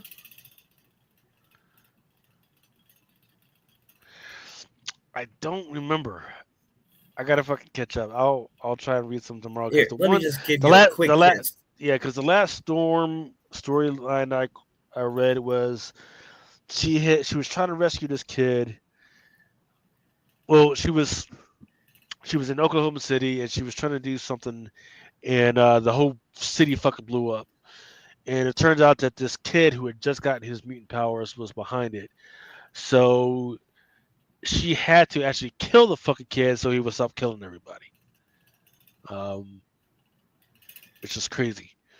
And then it turns out that she was saying, yeah, as a result of our responsibilities, as what they do a lot of times, they don't just fucking try and save the kids. Sometimes they just have to kill the fucking kids so they don't kill everybody. Like, yo, what the fuck? All right. Well, the biggest thing of where we're at right now is we just had this, like, I mean, I don't even know if you call him God tier at this point. You know what I mean? It's almost like he's an elder god. But nonetheless, this character is strong as fuck. Okay. They basically turned all the cosmic entities into his armory and protection, right? And at the end of the book, you have the one above all showing up and, like, you know, confronting him, saying, you know, like, what did you do with my children? Because in the first panel, first fucking glimpse we get of this guy, he's sitting on fucking Oblivion's body, which is fucking insane to me. All right. So what's going on in this shit right now? This next issue, I think it's about to be what, number 10, right? Because we just 9. So 10 is about to drop. Number 11. Yeah. So this is FO7 number 11, but yeah, number 10. Yeah, that's what I'm saying. But I'm pretty sure it's like number 10 has to be something we already ordered. We already looked at that shit. We already did that. But that's the next issue. So in number 10, we're gonna find out like what happens between the one above all and this Hadad, however you pronunciate it. What he's gonna do with this character? Because, you know, first out the gate is how, you know, why'd you kill all my children? What did you do to them? Right. So it'll be fucking dope. Definitely pick all these up.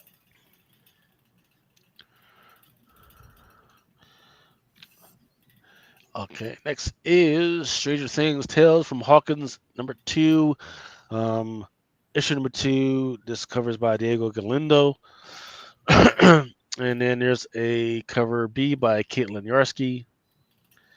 And this is one to keep an eye out on for, because look, the season that's coming out soon, I forget when it's coming out, but it's coming out soon. This is going to be the last season of Stranger Things, right? So the thing to look out for is, are they going to transition to another Stranger Things spinoff? They would be smart too. Just like Squid Game, right? They say, oh yes, this is going to be his final season of Squid Games for number 3 or whatever. And then it turns out, yeah, they're going to do a Squid Games America. Right? So I would think they're going to do a Stranger Things, but they're going to do a spinoff off of something that's going to be inside the book. Just saying.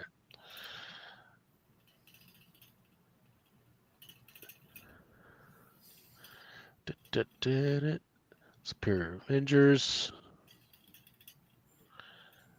Mutant Nation, Ultimate Wolverine, and say Ultimate X-Men. All right, so now we got Superior Avengers number 5, David Baldone. I kind of like it. It's iconic.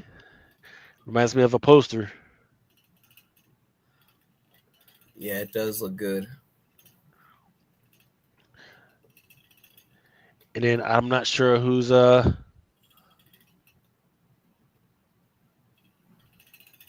So I'm not sure who's kissing on this one. It's done by Luca Maresca. I'm not sure what they're trying to do here, because she's got a knife in his freaking back. But usually what happens is it's like two lovers. One's got a knife behind her back. He's got a freaking knife at her back or whatever.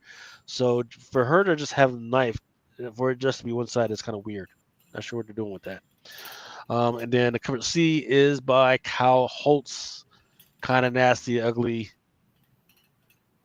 But no, not bad enough. Not bad.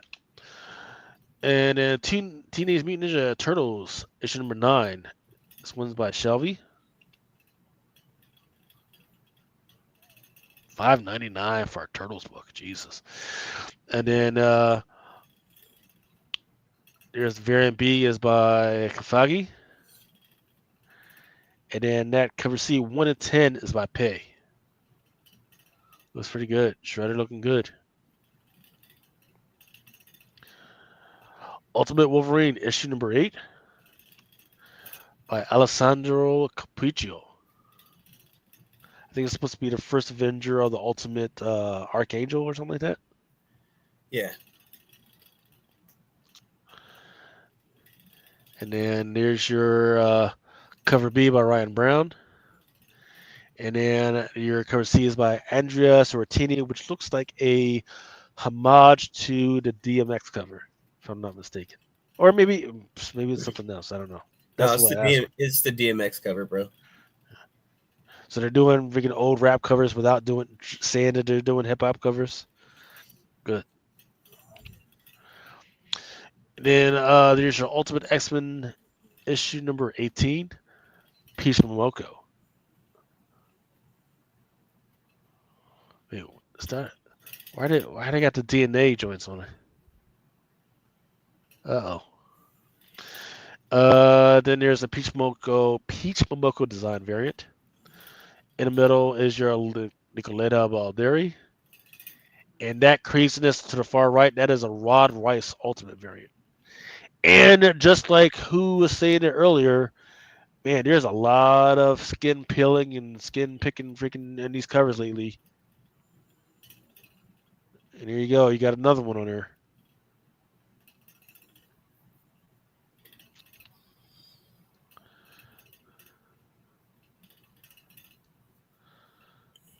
Uh-oh, what's going on?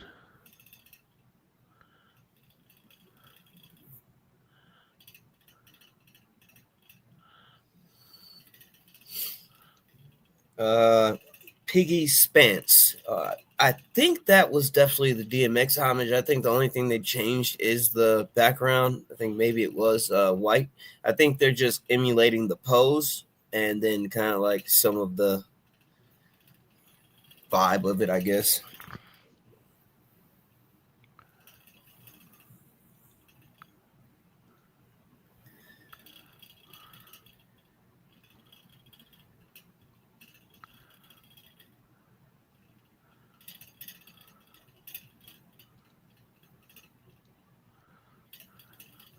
All right, next up is Uncanny X-Men issue number 19. This one is a David Marquez.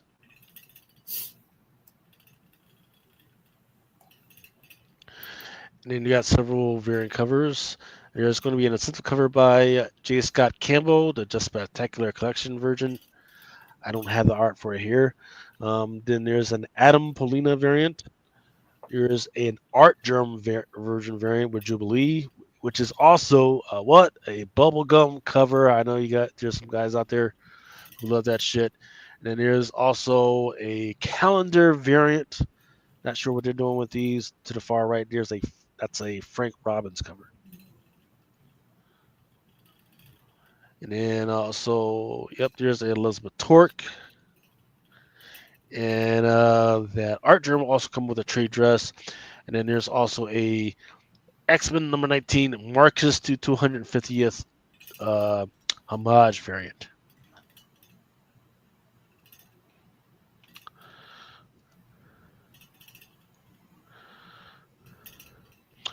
Oh, what the fuck? Wolverine by Chris Claremont, number 1. Jung Jun Yoon variant. And then there's a Chris Claremont variant. And then Wolverine and Deadpool's number 2.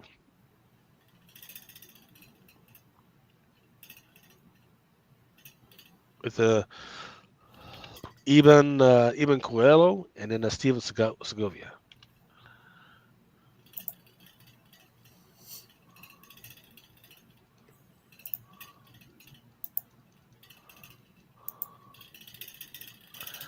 Let's see. Oh, looks like that's it. That was all the that was all the Lunar. That was all the Marvel. Dynamite is now covered by Lunar. Um, what was? Did you want to cover anything else? Did you want to cover the stuff that's coming out this week? Yeah, we can run over real quick if you want. hmm Did you want to push or did you want me to push? Either way, it doesn't matter to me, dude. I'll do it. Here, let me pull it up.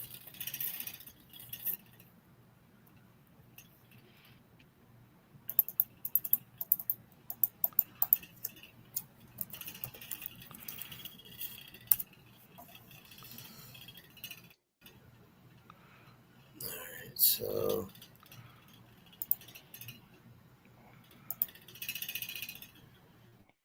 let me do it like this.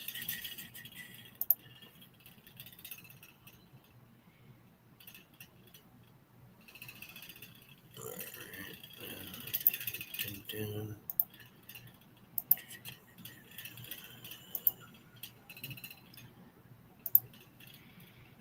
All right. So let's go ahead and let's run through the Marvel first, and then we can go through the indies. So, all right. This week we're starting off. We got Amazing Spider-Man, Daredevil, Cold Day in Hell. There wasn't anything that really caught my eye.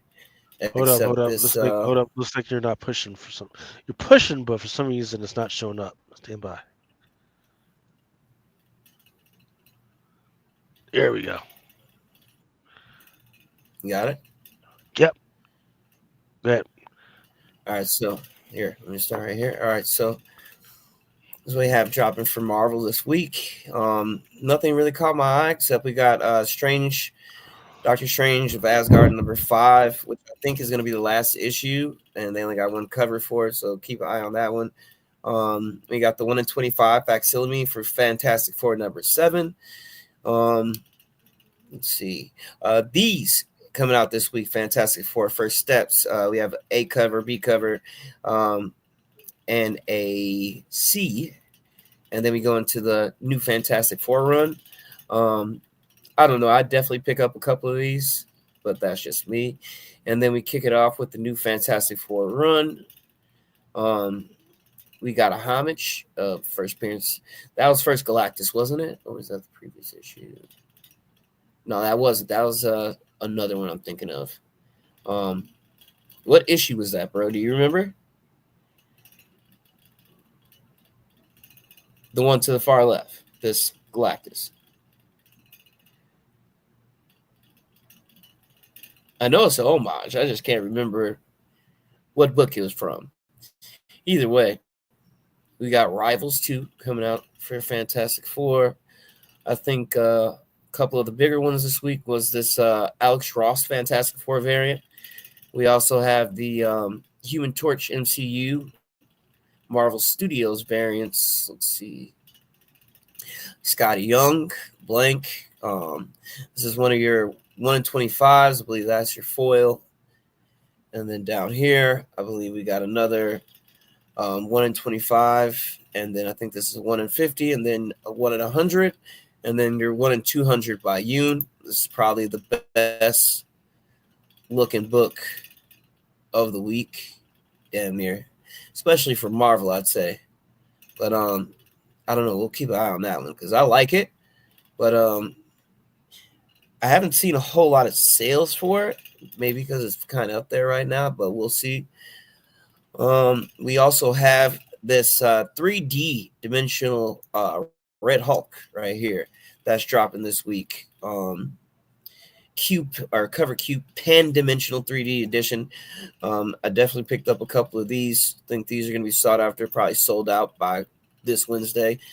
The 2 Jeffs that's coming out this week. Coming up. Let's see what else we got. Right here, this Magic, this Lobos.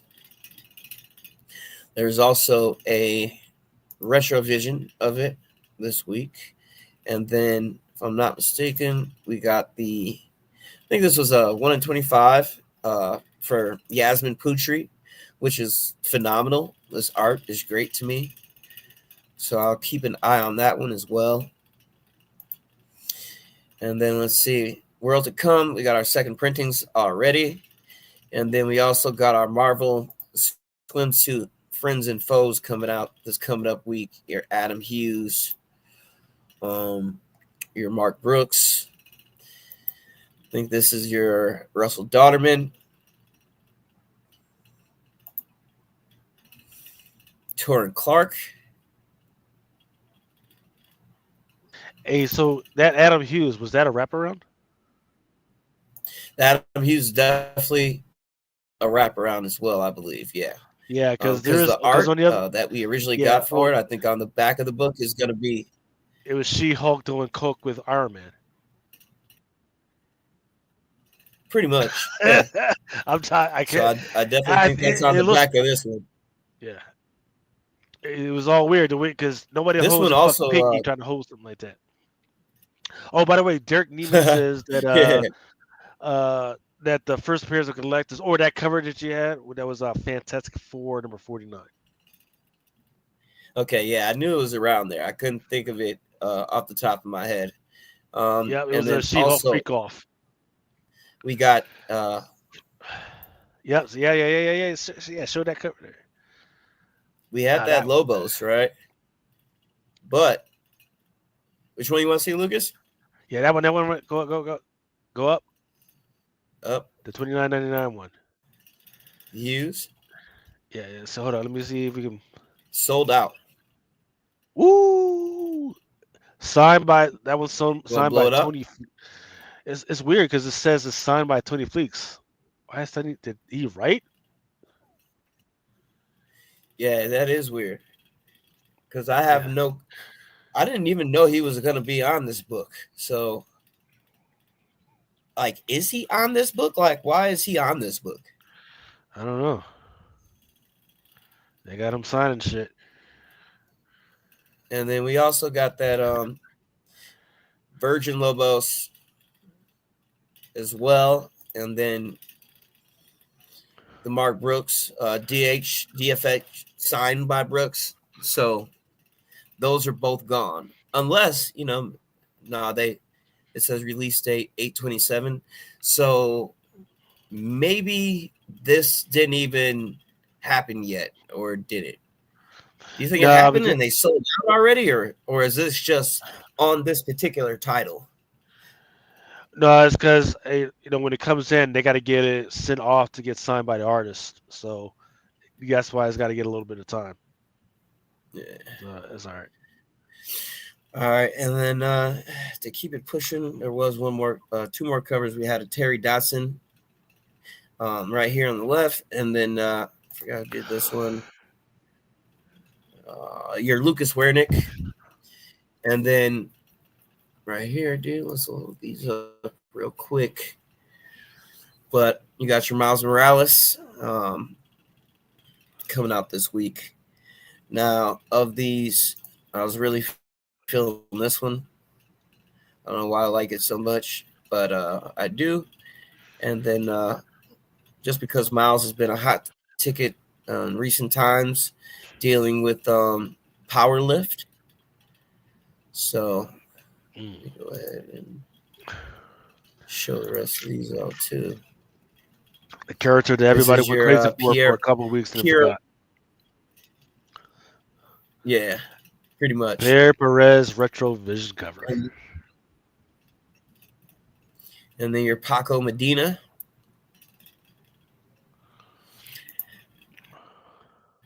And then there's also a Simone DeMio, 1 in 25, which is, I like it. I think it's pretty dope. I've been feeling Simone DeMio in recent times, so. Not bad art, but I'll tell you, the driver that's in that car is pissed off. Like, motherfucker, you better get your foots off of my windshield. The fuck's wrong with you? Yeah, this one's a cold color. This one's cold right here.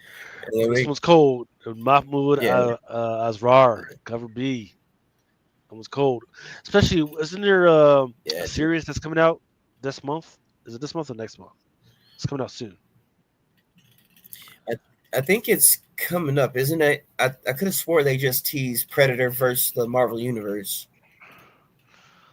Well, well, I mean, I Maybe don't we know didn't if get to it's that yet. no. There's an actual TV series coming out on Disney or Hulu or something like that. Oh no, Oh, you're or talking is about it the Aliens? series that Oh, came out. Aliens, It came Aliens, out on Aliens. Hulu. Yeah, Yeah, Aliens is yeah, the next one. We just had the Predator animated show, yeah. which was also dope. We forgot to talk about that one, but that was also a good show. Good as hell. Good as hell. Good stuff. Okay, And then what we else we got? also had Simone DeMio on the Predator, Black, White, and Blood, which was pretty dope as well. I think there's incentive on that. Yeah, there we go. I believe it's your 1 in 100 on the Simone DeMio art. Pretty dope. And they also had a 1 in 25. Federico Vincentini. See, I don't know, man. They didn't really need to I go wasn't to the feeling census on this this one one. like that. Yeah. Yeah, that Mahmoud Asrar, fire. And then let's see. Um, you got your second printing too. So let's just show this one. It's kind of fire. Your Ed McGuinness second print incentive. I like it. I think it's or not even second. No, this is number 2 second print. All right. I have to Yeah, say that shit correctly for a second. But yeah, I like it. It's basic, but it's cool. Um, and then I'll show this. Your Red Hulk number 6, cover C by Dan Panosian. Fire, dude. I like it. Think it'll do well. yeah. I think, yeah, They Red Hall. Yeah, also had a I'm gonna be, Retrovision. yeah, I'm gonna be reading this one this week because some interesting stuff happening. I think it's called once again. I think it's called Warwolf or whatever the fuck his name is. He's cooking something, possibly cooking up a new character in the lab or some shit. But he needs the Red Hawk to fucking do it. But yeah, that damn Panusian is fucking fire. And then we got Star Wars Legacy of Vader, number 6, the Derek Chew. There's also a Sprouse variant on this, and as well as a Simone DeMio, which is fire to me. And then we have your 1 in 25 by Casanovas. It's all right. Then coming up, we got Superior Avengers cover A, number 4. This reminds me of that Franklin Richards cover.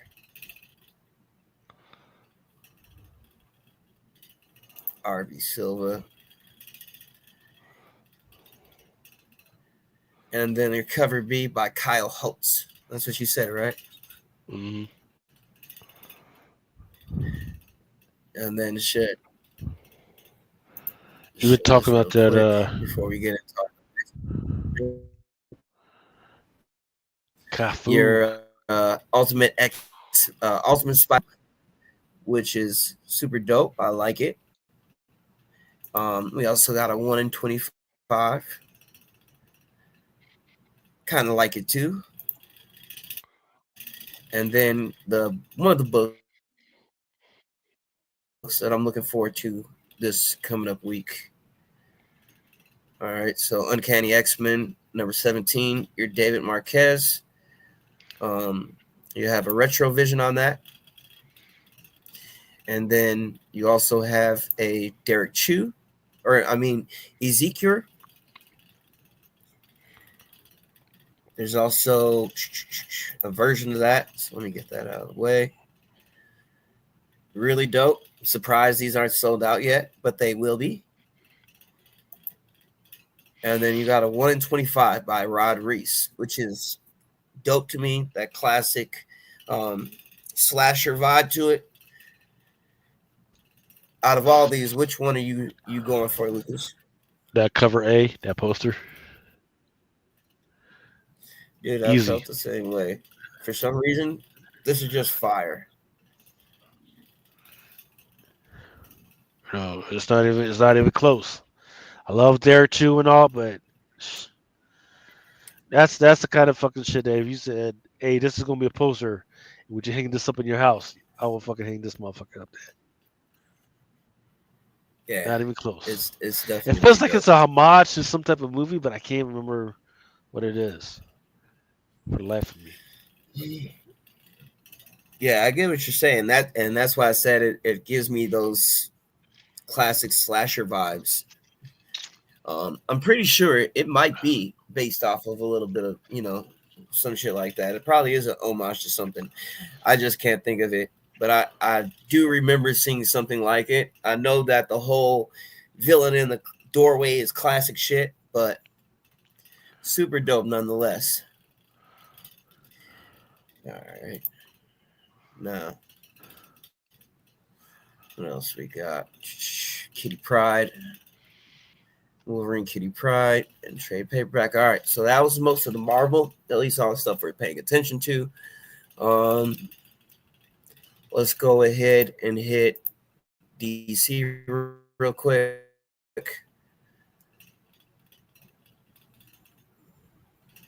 Let's see, Absolute Batman #3 for printing, and then second printing for #3, and then we're on #9 now. So we're off of Sandoval. Your Leslie Lyrics Array. Your Gerard Perel, which is not too bad.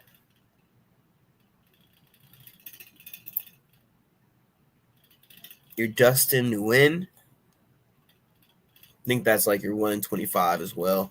Or maybe this is it's a version of that cover, the Leslie Ray. Moving on to got your Wonder Woman #3, third printing, #4, second printing. Action Comics 1088. Aquaman #7. And for that, we have a Mark Spears. I like it. Pretty sure there's going to be more to come, probably within a set. But it's cool nonetheless. Let's see.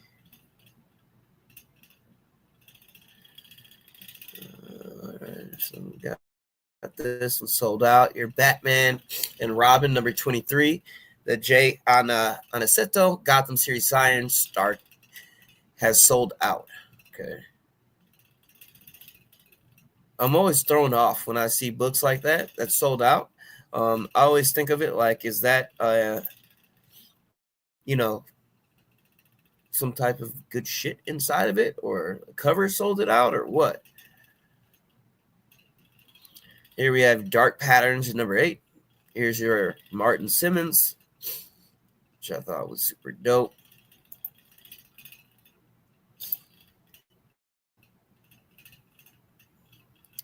Here, Gotham City by Gaslight, A League for Justice #1. Here's your Sinkowicz. Super dope.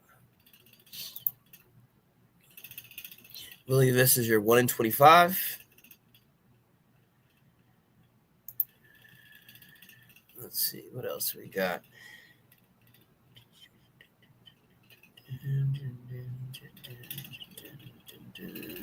Yeah, I was talking to those Gotham City Sirens on Fit for Orbit #2 earlier. That came on that game in March, not bad either. Yeah. And this Nubovich is pretty nice. And then I believe it's the 1 in 25 by Helene Mask. There's actually going to be a set of these, so if that's your thing, go ahead. There'll be more after that. Let's see.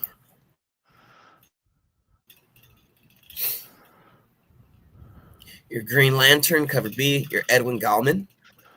What happened to that Green Lantern TV And series then we're supposed to be getting? your Green. It's on its way. It's definitely on its way.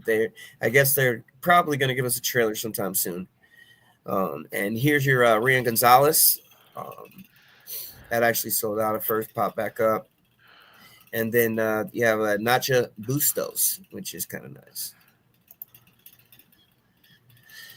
All right, so these, I know there's some fans of Supergirl. So Supergirl number 3 by Stanley Archer Blue, pretty nice. Still shocked Your that issue number Leslie one. Lyrics Lee. Yeah, I'm still shocked that issue number one hasn't done well because there is a new Supergirl in that one. First appearance is in that one, and people are just like, whatever. Yeah, I think it's just people are at the point when it comes to DC, right? They've seen a lot of this shit so much. I mean, you can go back and collect the other Supergirl run that Archer was all over the covers, right? So I think it's just, it's not, it didn't hit like that. It's not new. But this Joel Jones 1 in 25 right here, definitely fire. Definitely was a pickup for me. Only $13.50. Yes, sir. Not bad. And then I'll show this one off. It's sold out. Superman Treasury 2025 here for all number 1. Your Dan Jurgens has sold out.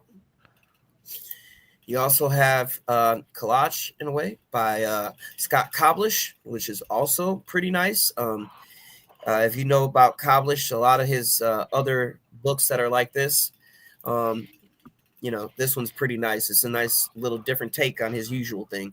And then we also have a Superman movie poster that's sold out. And then we have your foil, 1999. And then you had the version of the Dan Jurgens. No, actually, this was just gold signature signed, so not too shabby.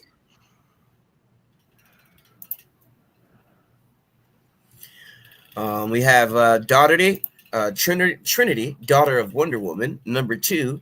Your Ben Oliver, Death in the Family homage. Super dope. There is a Ejecure, also very nice, very pretty. Your Tulaote, which is also very nice, very pretty. And we have a Scott Forbes. I believe this is your 1 in 25, which is I see his vision. It's just that the face is a little. I don't know, man. It doesn't look very Wonder. Yeah, it doesn't look very Wonder Woman-y for me. It looks like she should be taking my papers at DMV, not trying to save everybody with a lasso. Just saying. Yeah. I mean, I felt the same way because once you saw the Lotte and the Death in the Family ones, it was kind of like all over anyways. And I think this is I want to say it's a 1 in 25, 1 in 50, one or the other. But your Polina Ganache, which I am very surprised that this is still in stock because this cover is very cute, very dope, displaying the new Robin girl, right? And then sold out is your DF Leslie Lyrics Golden Lasso variant. So I imagine the lasso on this book is going to be foil, which should be dope, right? It might be signed as well as CGC, because it's DS is like Dynamic Forces, and they usually just CGC it 9.8 for you. Yeah.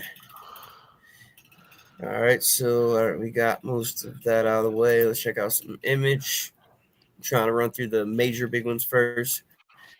You have your Blood Squad 7, number 9, Farmhand, number 23. I can't believe Farmhand is still going. I can't believe that shit. It's supposed to be like a horror one shot about a farmer who fucking grows hands and knees and shit. And he's trying to get the rest of his family into that shit. And but the Russians are trying to steal the fucking family secrets. That was supposed to be it. Now this is probably like volume 3 of this shit. Farming. Like, look, you got me. Just fucking go ahead and do the fucking movie. That's it, or do the TV series. It's a wrap. But now they got it. And They had to keep it going, huh? instead, I'm watching. I'm at the fucking movie theaters watching Jurassic Park fucking number 8. And then when we got fucking Smurfs number 6 coming out, and then we same shit over and over again, over Yep. and over again, man. It's fucking driving me nuts. All right, keep it going, man. All right, and then Free Planet number 3 by Jet Daughtry. I was actually feeling that one a little bit. And you got I Hate Fairyland Facsimile Edition of cover A. Looks like you're gonna have a regular cover and a foil and a blank. And then let's see. I Hate Fairyland number 42. That Scotty Young's The one, kind Incentive of nice. is where it's at. Scotty Young. That's one. This I Hate Fairyland should be on fucking adult. What's it? Adult cartoon. What is it called? It's adult. Yeah, The adult TV. Adult That's about Swim. cartoon. Yeah. Power And then I found Fantasy. it, Be the crazy. best. We're already on Battle Beast. What's that, Third printing Yeah, that's terrible. already. Yep. Power Fantasy number 10. Radiant Black cover A. But for Radiant Black, we did have a banger. The Rose Besh Incentive foil. Really cute. Yeah, we've been talking about this. Yeah, we've been talking about this Rose Base for a while, man. I think they re-solicited it, and then now it's just finally coming out. So it looks like it's sold out. Yeah, fuck. Yeah, I was happy, dude. I caught one. To me, it's a beautiful book. And then we got our Savage Dragon coming out. Let's see. Unchosen. This is an interesting book that I have my eye on. So I'm watching these to see what happens. I think the one that's going to disappear first is probably going to be this Momoko. They also have a trade dress for the Unchosen number 1. There's your trade dress. But the cover to get to me personally would be your A cover. Whenever it comes to things like this, you always want the main cover that has especially most of the characters on it. So that's a definite pickup for me. And then the David Marquez, I'll just show it because let's just keep our eye on that. Moving on, we have Transformers number 22. There's a Nakayama in here. I think that's like a 1 in 10 or something, 1 in 5, but that's a part of the connecting set he's been doing. Not bad at all. And we have a 1 in 25 by Manabu Yashiro, which is dope to me, if you ask me. I like it a lot. We also have, I think it's a 150 by Pi Pair or Pi Par. I don't know, dude. Does that give you Fast and Furious vibes or what? I see the vision, right? They're trying to take off some of the anime joints, but yeah, you get the Fast and Furious. If you don't know the reference, you would go, "Yo, yeah, man, Fast and Furious." Like, it's not the cover for me. Who's it by? Pi Par? Yeah, it's not for me. Yep, felt the same way. Let's see. Witchblade number 1. We got facsimile coming out for it. There's your 1 in 25, 2. I think it's one up here. But here's your movie variant, which is also sold out already. Both of them, actually. And then I believe that's just going to be your Michael Turner foil. So those definitely keep an eye on that. Let's see. Now we're trade paperbacks. All right, that was all of Image. If we have any requests in the chat, go ahead and shout those out. I'm gonna go ahead and do IDW. Then we'll finish off with the indies. Not that much to go through. Beneath the Trees, Where Nobody Sees. This one in particular. I believe that's what American Psycho. Is that American Psycho? Yep. All right, yeah, American Psycho. Definitely gonna be a popular cover, but for some reason, I'm kind of drawn to the storytelling book, if you will.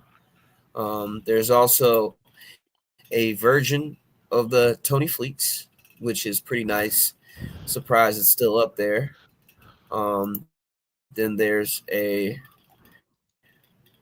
DF movie homage, which also sold out. So I'm guessing he must have signed that one.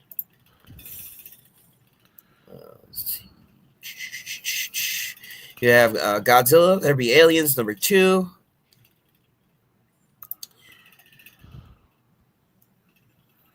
Here's your dope one by Pharaoh Pay. Then you have Star Trek Lower Decks, number 9. Let's see, Teenage Mutant Ninja Turtles, Mutant Nation. This was that Mutant Nation that we were talking about when we were trying to figure out who the fuck he was and what was going on with this. Mm-hmm. So that's a read that I'm expecting. I don't know, maybe you or somebody to read and let us know. And that was it for IDW this week. It's extremely short. Now to these indies so we can finish up and get out of here and let everybody go. Blood Type, number 2, the Miguel Mercado. Super dope. Very nice. I believe that the Patricia Martin EC Archive Edition will be one of the books to have when it comes to this particular release. They also have a black and white of the Andrea Sorrentino, and then there's your color.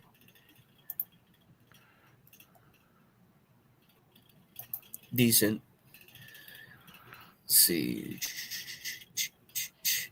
This is sold out. Blowtorch, Bury the Past, special collector's edition one shot. Yep. They also had a version to it. So I would say keep your eye open for that one. Let's see. Conan. Between the Riccardo Federici. All right. Yep. This is pretty dope to me.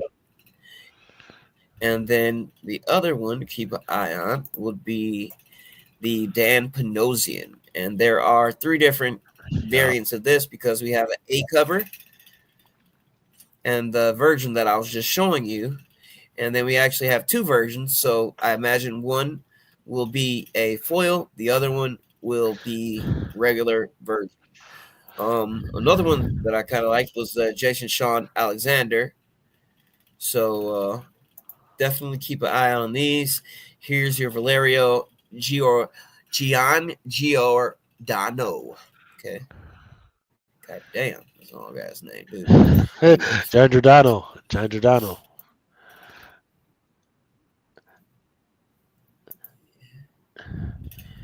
All right. Another one, dude, that I see people are halfway sleeping on and halfway not sleeping on. In fact, the last issue on this book, Dark Regards, number 3, I was told that this book was canceled, okay? And however, they're still coming out, okay? So I don't know what's up with that, but I do know that I ordered issue 2, the 1 in 20 from somebody, and I was told the book was canceled. But here is, I think this is going to be like your 1 in 20, 1 in 25, but by Brian Lavelle. All right, album cover homage. Keep an eye on these because these are pretty much ghost books after they sell out. Let's see, Darkstalkers in Street Fighter, the next rendition, because you know you have a lot of the Street Fighter casting going on right now. Here's your Brett Bean.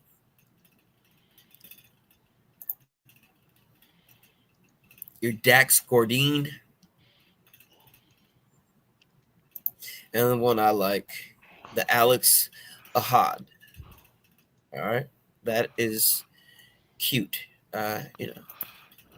Definitely picked it up. Moving on, we have your Hello Darkness, number 12, Miguel Yep. Mercado. Yep. Your Jenny Frizen. Your Martin Morazzo. And then your Dan Panosian. Yep. Dan Boom Panosian all Studios over. anniversary. Yep. Dan Panosian all over the fucking place this week. All over. He He is. tried And he then tried to there's draw also a draw version. he literally tried to draw himself a new house, a new mansion. Man, he already did it. I think he did it. And then also this week, I'm not going to go through all these right now, but Kevin Smith presents Archie Meets Jay and Silent Bob. Yep. First appearance And of Jay and Silent Bob's Jay's daughter in the comics. sir, the one that I particularly liked was, I believe it's the 1 in 10. I think this is Dan Panosian as well. And then where is that dude? There's also this. I like it. It's cool.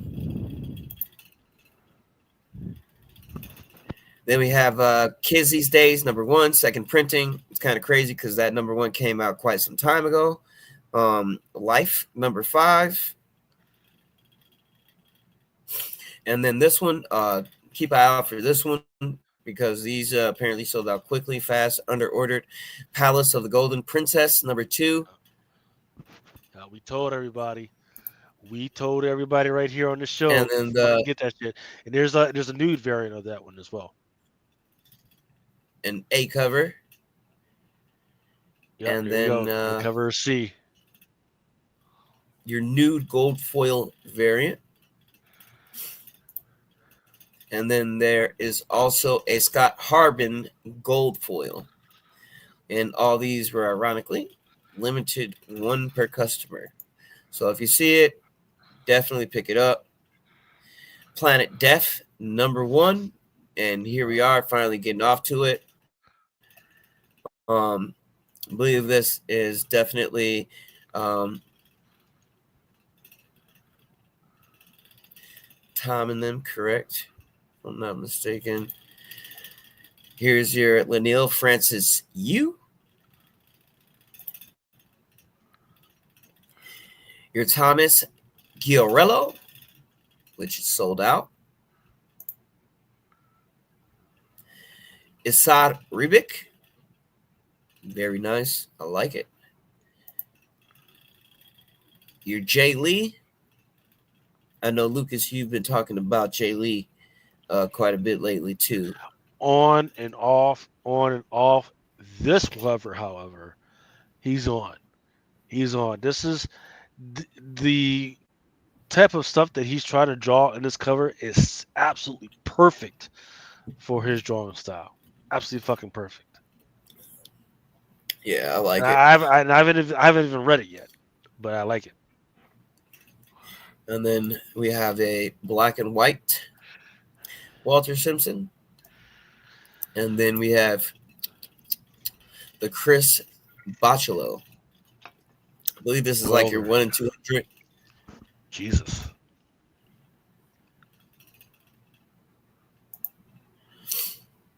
Lead by faith, not by sight. Indeed. All right, we have Return to Skull Island, number 1. We have been covered by Enoch Lee. There's the tentacle cover of the week.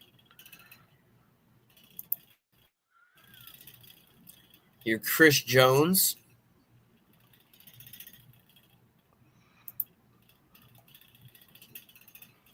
Another Chris Jones headshot variant. This is the one I liked, which was the logo variant. It would have been dope if they made the skull glow. Then Enoch Lee, I believe this is probably going to end up being a foil. And then there is a virgin on that Enoch Lee as well. Let's see. Moving forward, we have Rick and Morty versus the Universe. If I'm not mistaken, there is one cover on this that I was really feeling. Or it might be for the next issue.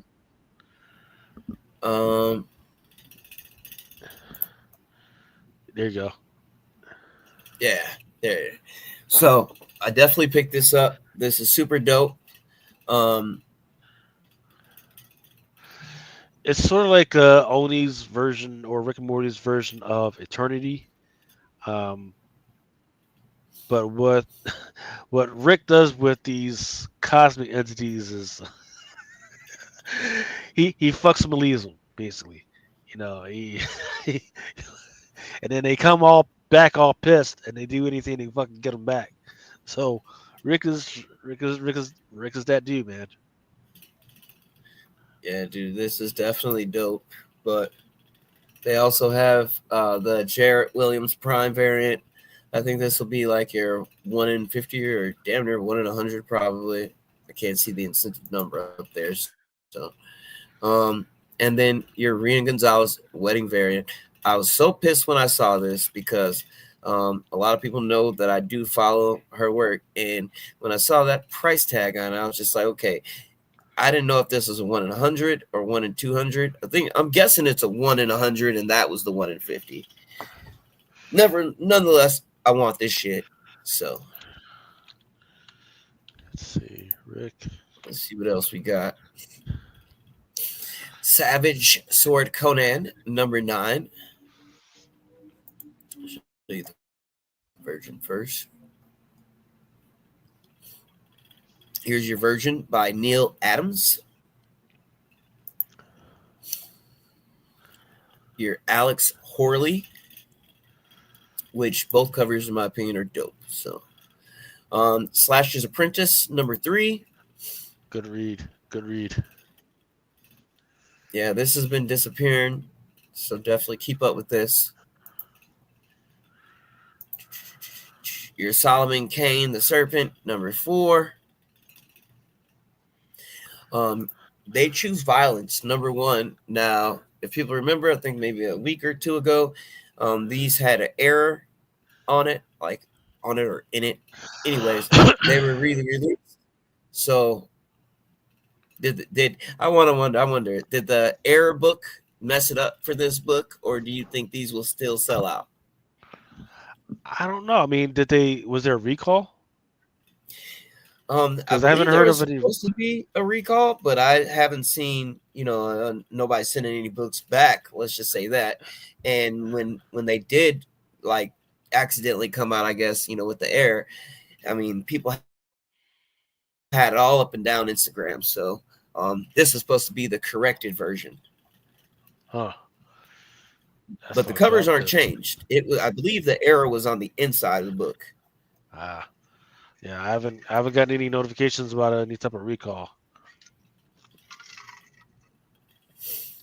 I don't think the publishers can afford to do any recalls right now. Yeah, crazy part about it is I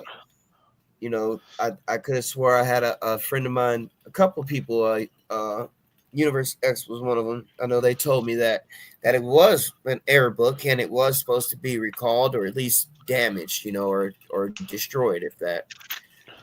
But I'm just interested in seeing what it does to that release. Toxic Avenger Comics number 1. They had a great run of a couple months of some great fucking covers, and then they come out with this shit. I don't know. Yeah. It's all right. The Matt Boers, that was the one I was feeling because, just kind of, this one didn't do anything for me. Um, Uncanny Valley. Number 10, Tony Fleek's cover. I believe that's the new character that was introduced in this run, right? Or like in the last issue or two. Uncanny Valley, man, is a great freaking. If they wanted to do a Roger Rabbit type deal, this is the story where they should do it with. Great fucking, And then great fucking material in this one. Here's Your Virgin by Dave Watcher. Watchter. I don't know how you pronounce that, but I like the book. It's fucking dope. I picked one up for sure. Both of them, Tony Fleeks, and then you also have a trade dress on that too, so people know. Let's see. On Wild Animals, number 1. This cover is kind of fucking gnarly.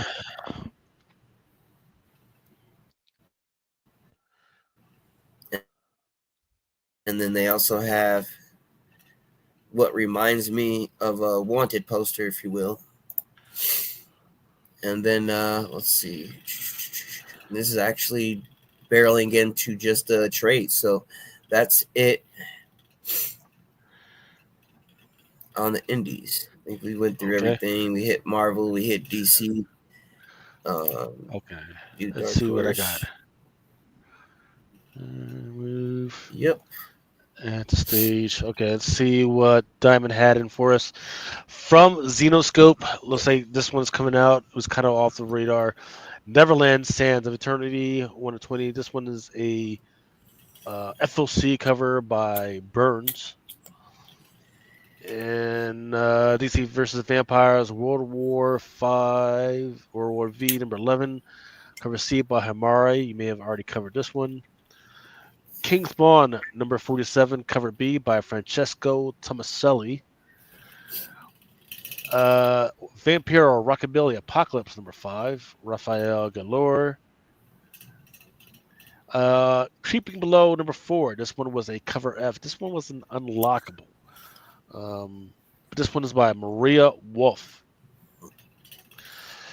Imperial, number 2. You may have already done this one. Scott Forbes, the Lilandra variant. Great to see this one. It's great to see her popping out. They had to do something. And then here's where it gets interesting. I don't think I've received my shipment yet, but the Big Rig, number 1 special box set by Vault Comics is limited to. It was initially limited to 10,000 freaking copies. I don't know if they added more, but this was limited, so there should be a whole bunch coming out soon, and it's supposed to be start at least coming out this week. But that Big Rig special box set, that's one to look out for this week. And that's all there is to report this week. Yes, sir. All right, sir. Did you have anything else you wanted to talk about?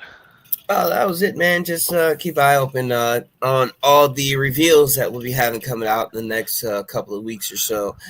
We got San Diego Comic-Con coming up. They canceled Hall H, and all the other movie presenters have also canceled. Really? So, so this year's Comic-Con is, I guess people will be happy they don't have to wait in a 26-hour line from the, what I hear about it. But yeah. It's still a little bit of a bummer.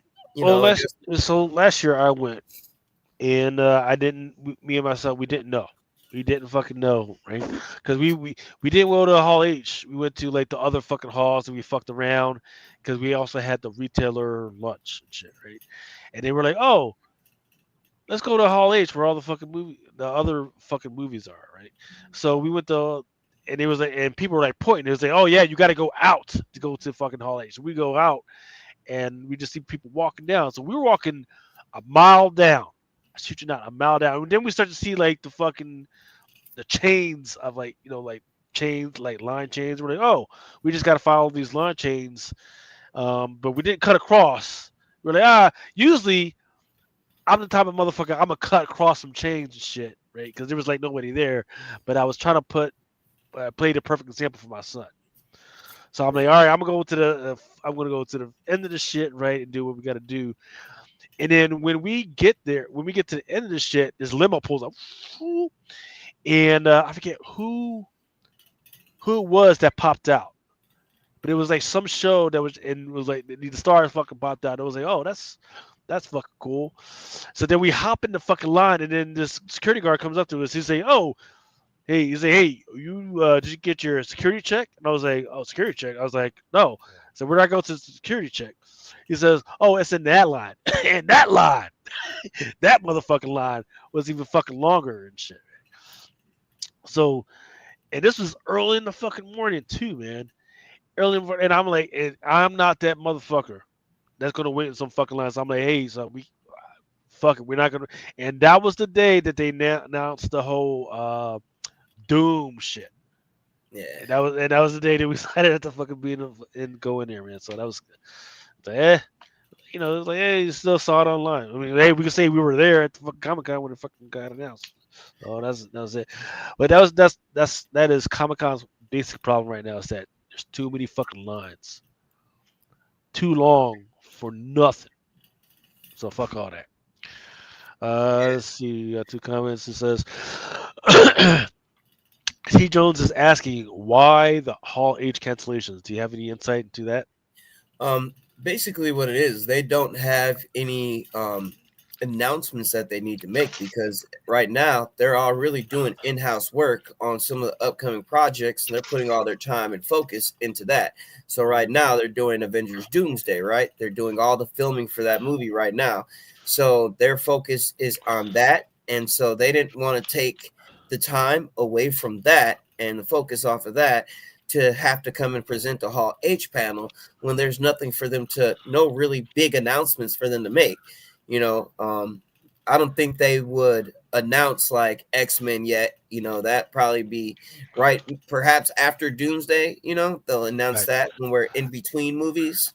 Right. But So don't forget also that D23, which is the prime Disney event.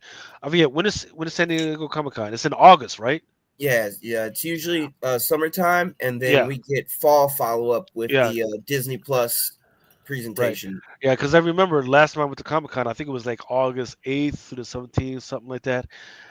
D23, which is the premier freaking Disney event, is going from August 29th through the 31st this year. If they're going to make any announcements, they're going to do it there, right? Because people forget there was like a good 2 or 3 years where Disney did not even show up to the Comic Cons because it just wasn't worth their fucking time. And in fact, they decided to do their own freaking event, and those were so. Last year was the first time in like years that Disney actually showed up, right? And I think it was good. I think it was good for them. But now, I don't know what to think. I don't. I'm just not inside to what they're thinking about this because, and personally, I wouldn't do it either. Especially if 2 weeks later I'm going to have my own event in Florida. Yeah, fuck all that. Forget all that. Yeah, especially when you have D23. I think they're still going to do it this year because there's other genres of things that probably are going to get trailer drops and whatnot. So it was really nothing for them to announce on that type of scale that they want to keep their announcements on. They want to keep their announcements on that big scale. So we probably may not even hear from them for a couple of years, to be honest. Yeah. Well, I mean, I think they'll just keep it to D23. That's what they do. That's what they usually do, because here's the deal. Even if the Marvel announcement is underwhelming, they've still got the Star Wars stuff. They still got all the other animation stuff. Even though they kind of fucked up with the what's it called, Eloli, which is the movie that came out 2 weeks, and people don't even know, don't understand what the heck that was supposed to be. What else they got? Um, They've got a whole bunch of stuff. yeah, They got they a whole got a bunch lot of of stuff. stuff. They got a lot of stuff that they can just But announce yeah, I without just even think talking they're about gonna superhero save stuff. it until D23, like so that they can give you the next trailers for the next shows, right? So we know a few shows are coming up. Eyes Wakanda is getting ready to release really soon. I think it's at the end of August, if I'm not mistaken. And then they still have to start doing the promotion for Wonder Man, because that's supposed to come out the end of the year. They got to start doing promotion on Marvel Zombies. They have to do a little bit more promotion on Vision Quest, because I know that they're now locked into actually doing that. So they have some things still that they have to, go through with announcing for. So, I think it just won't come until their actual D23 event. I don't think they're going to do it at a Comic-Con this year, and maybe not even next year. You know what I mean? Because if I'm not mistaken, like, we pretty much got enough shows to ride out all the way at least to the end of next year. So yeah, so they're saying that this reread, this Ironheart joint, is the end of phase 5, and now we're going to start into phase 6. So we've already got a few. Blade was already freaking canceled. We know that, even though there's been rumors that they're trying to revive it with some other shit. That's fine. But they're going to kind of flesh out more of what's going on, because we got the movies. We kind of got the movies, but then they're going to have to flesh it out with some type of TV series that's going to freaking happen, as well as any type of games that might kind of fit into it, or at least they'll try and freaking sell it. So a lot of stuff going on. Especially they have that Wolverine game that's coming up. We have Blade game that's coming up. The Black Panther game was canceled, and then that Captain America and Black Panther game was canceled. So they at least got those two games. More additions to Rival, and we'll just see what they do. But if anything, dude, we got a big next couple of weeks coming up here. So we're about to get Superman next week. All right. That comes out Wednesday. And so that'll be the talk of the town for the first week. And then, like, I want to say maybe not the following week after it, but then that next week is Fantastic Four. So we have a lot coming up, within a short period of time. And then, of course, after we get Fantastic Four, we'll be going right into Wakanda, Eyes of Wakanda. You know what I'm saying? Right after that. Yeah. So we'll see. See what's going on, man. Freaking, it's either gonna be nice for a little while, or it's gonna be absolutely fucking terrible. That's all I can say, man. Yeah. All the commentary or critics reviews so far for Fantastic Four have all been positive. So yeah.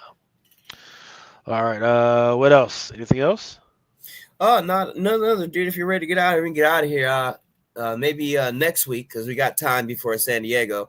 We can run through some of the exclusives for San Diego. Okay. In case people haven't seen them, we can run through some of those, and a couple exclusive as well. So we'll have some more stuff for you guys next week. Great show tonight. I think we talked about pretty much everything. Was there anything you wanted to cover left? Or are you good? Nope. Just hope everybody had a freaking good Independence Day and freaking got some good eatings, man. And then we also don't forget, we'll have a giveaway coming up here pretty soon too. So I guess we'll do that either next show or the show after, one or the other. But we have some stuff we can give away too. All right. Everybody, you have a good one. Peace.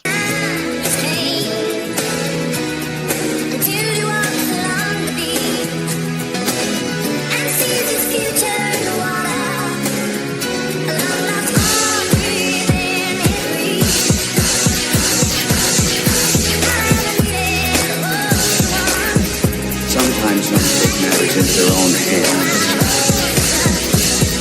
You want answers? I think I'm entitled. You want the truth? You can't handle the truth.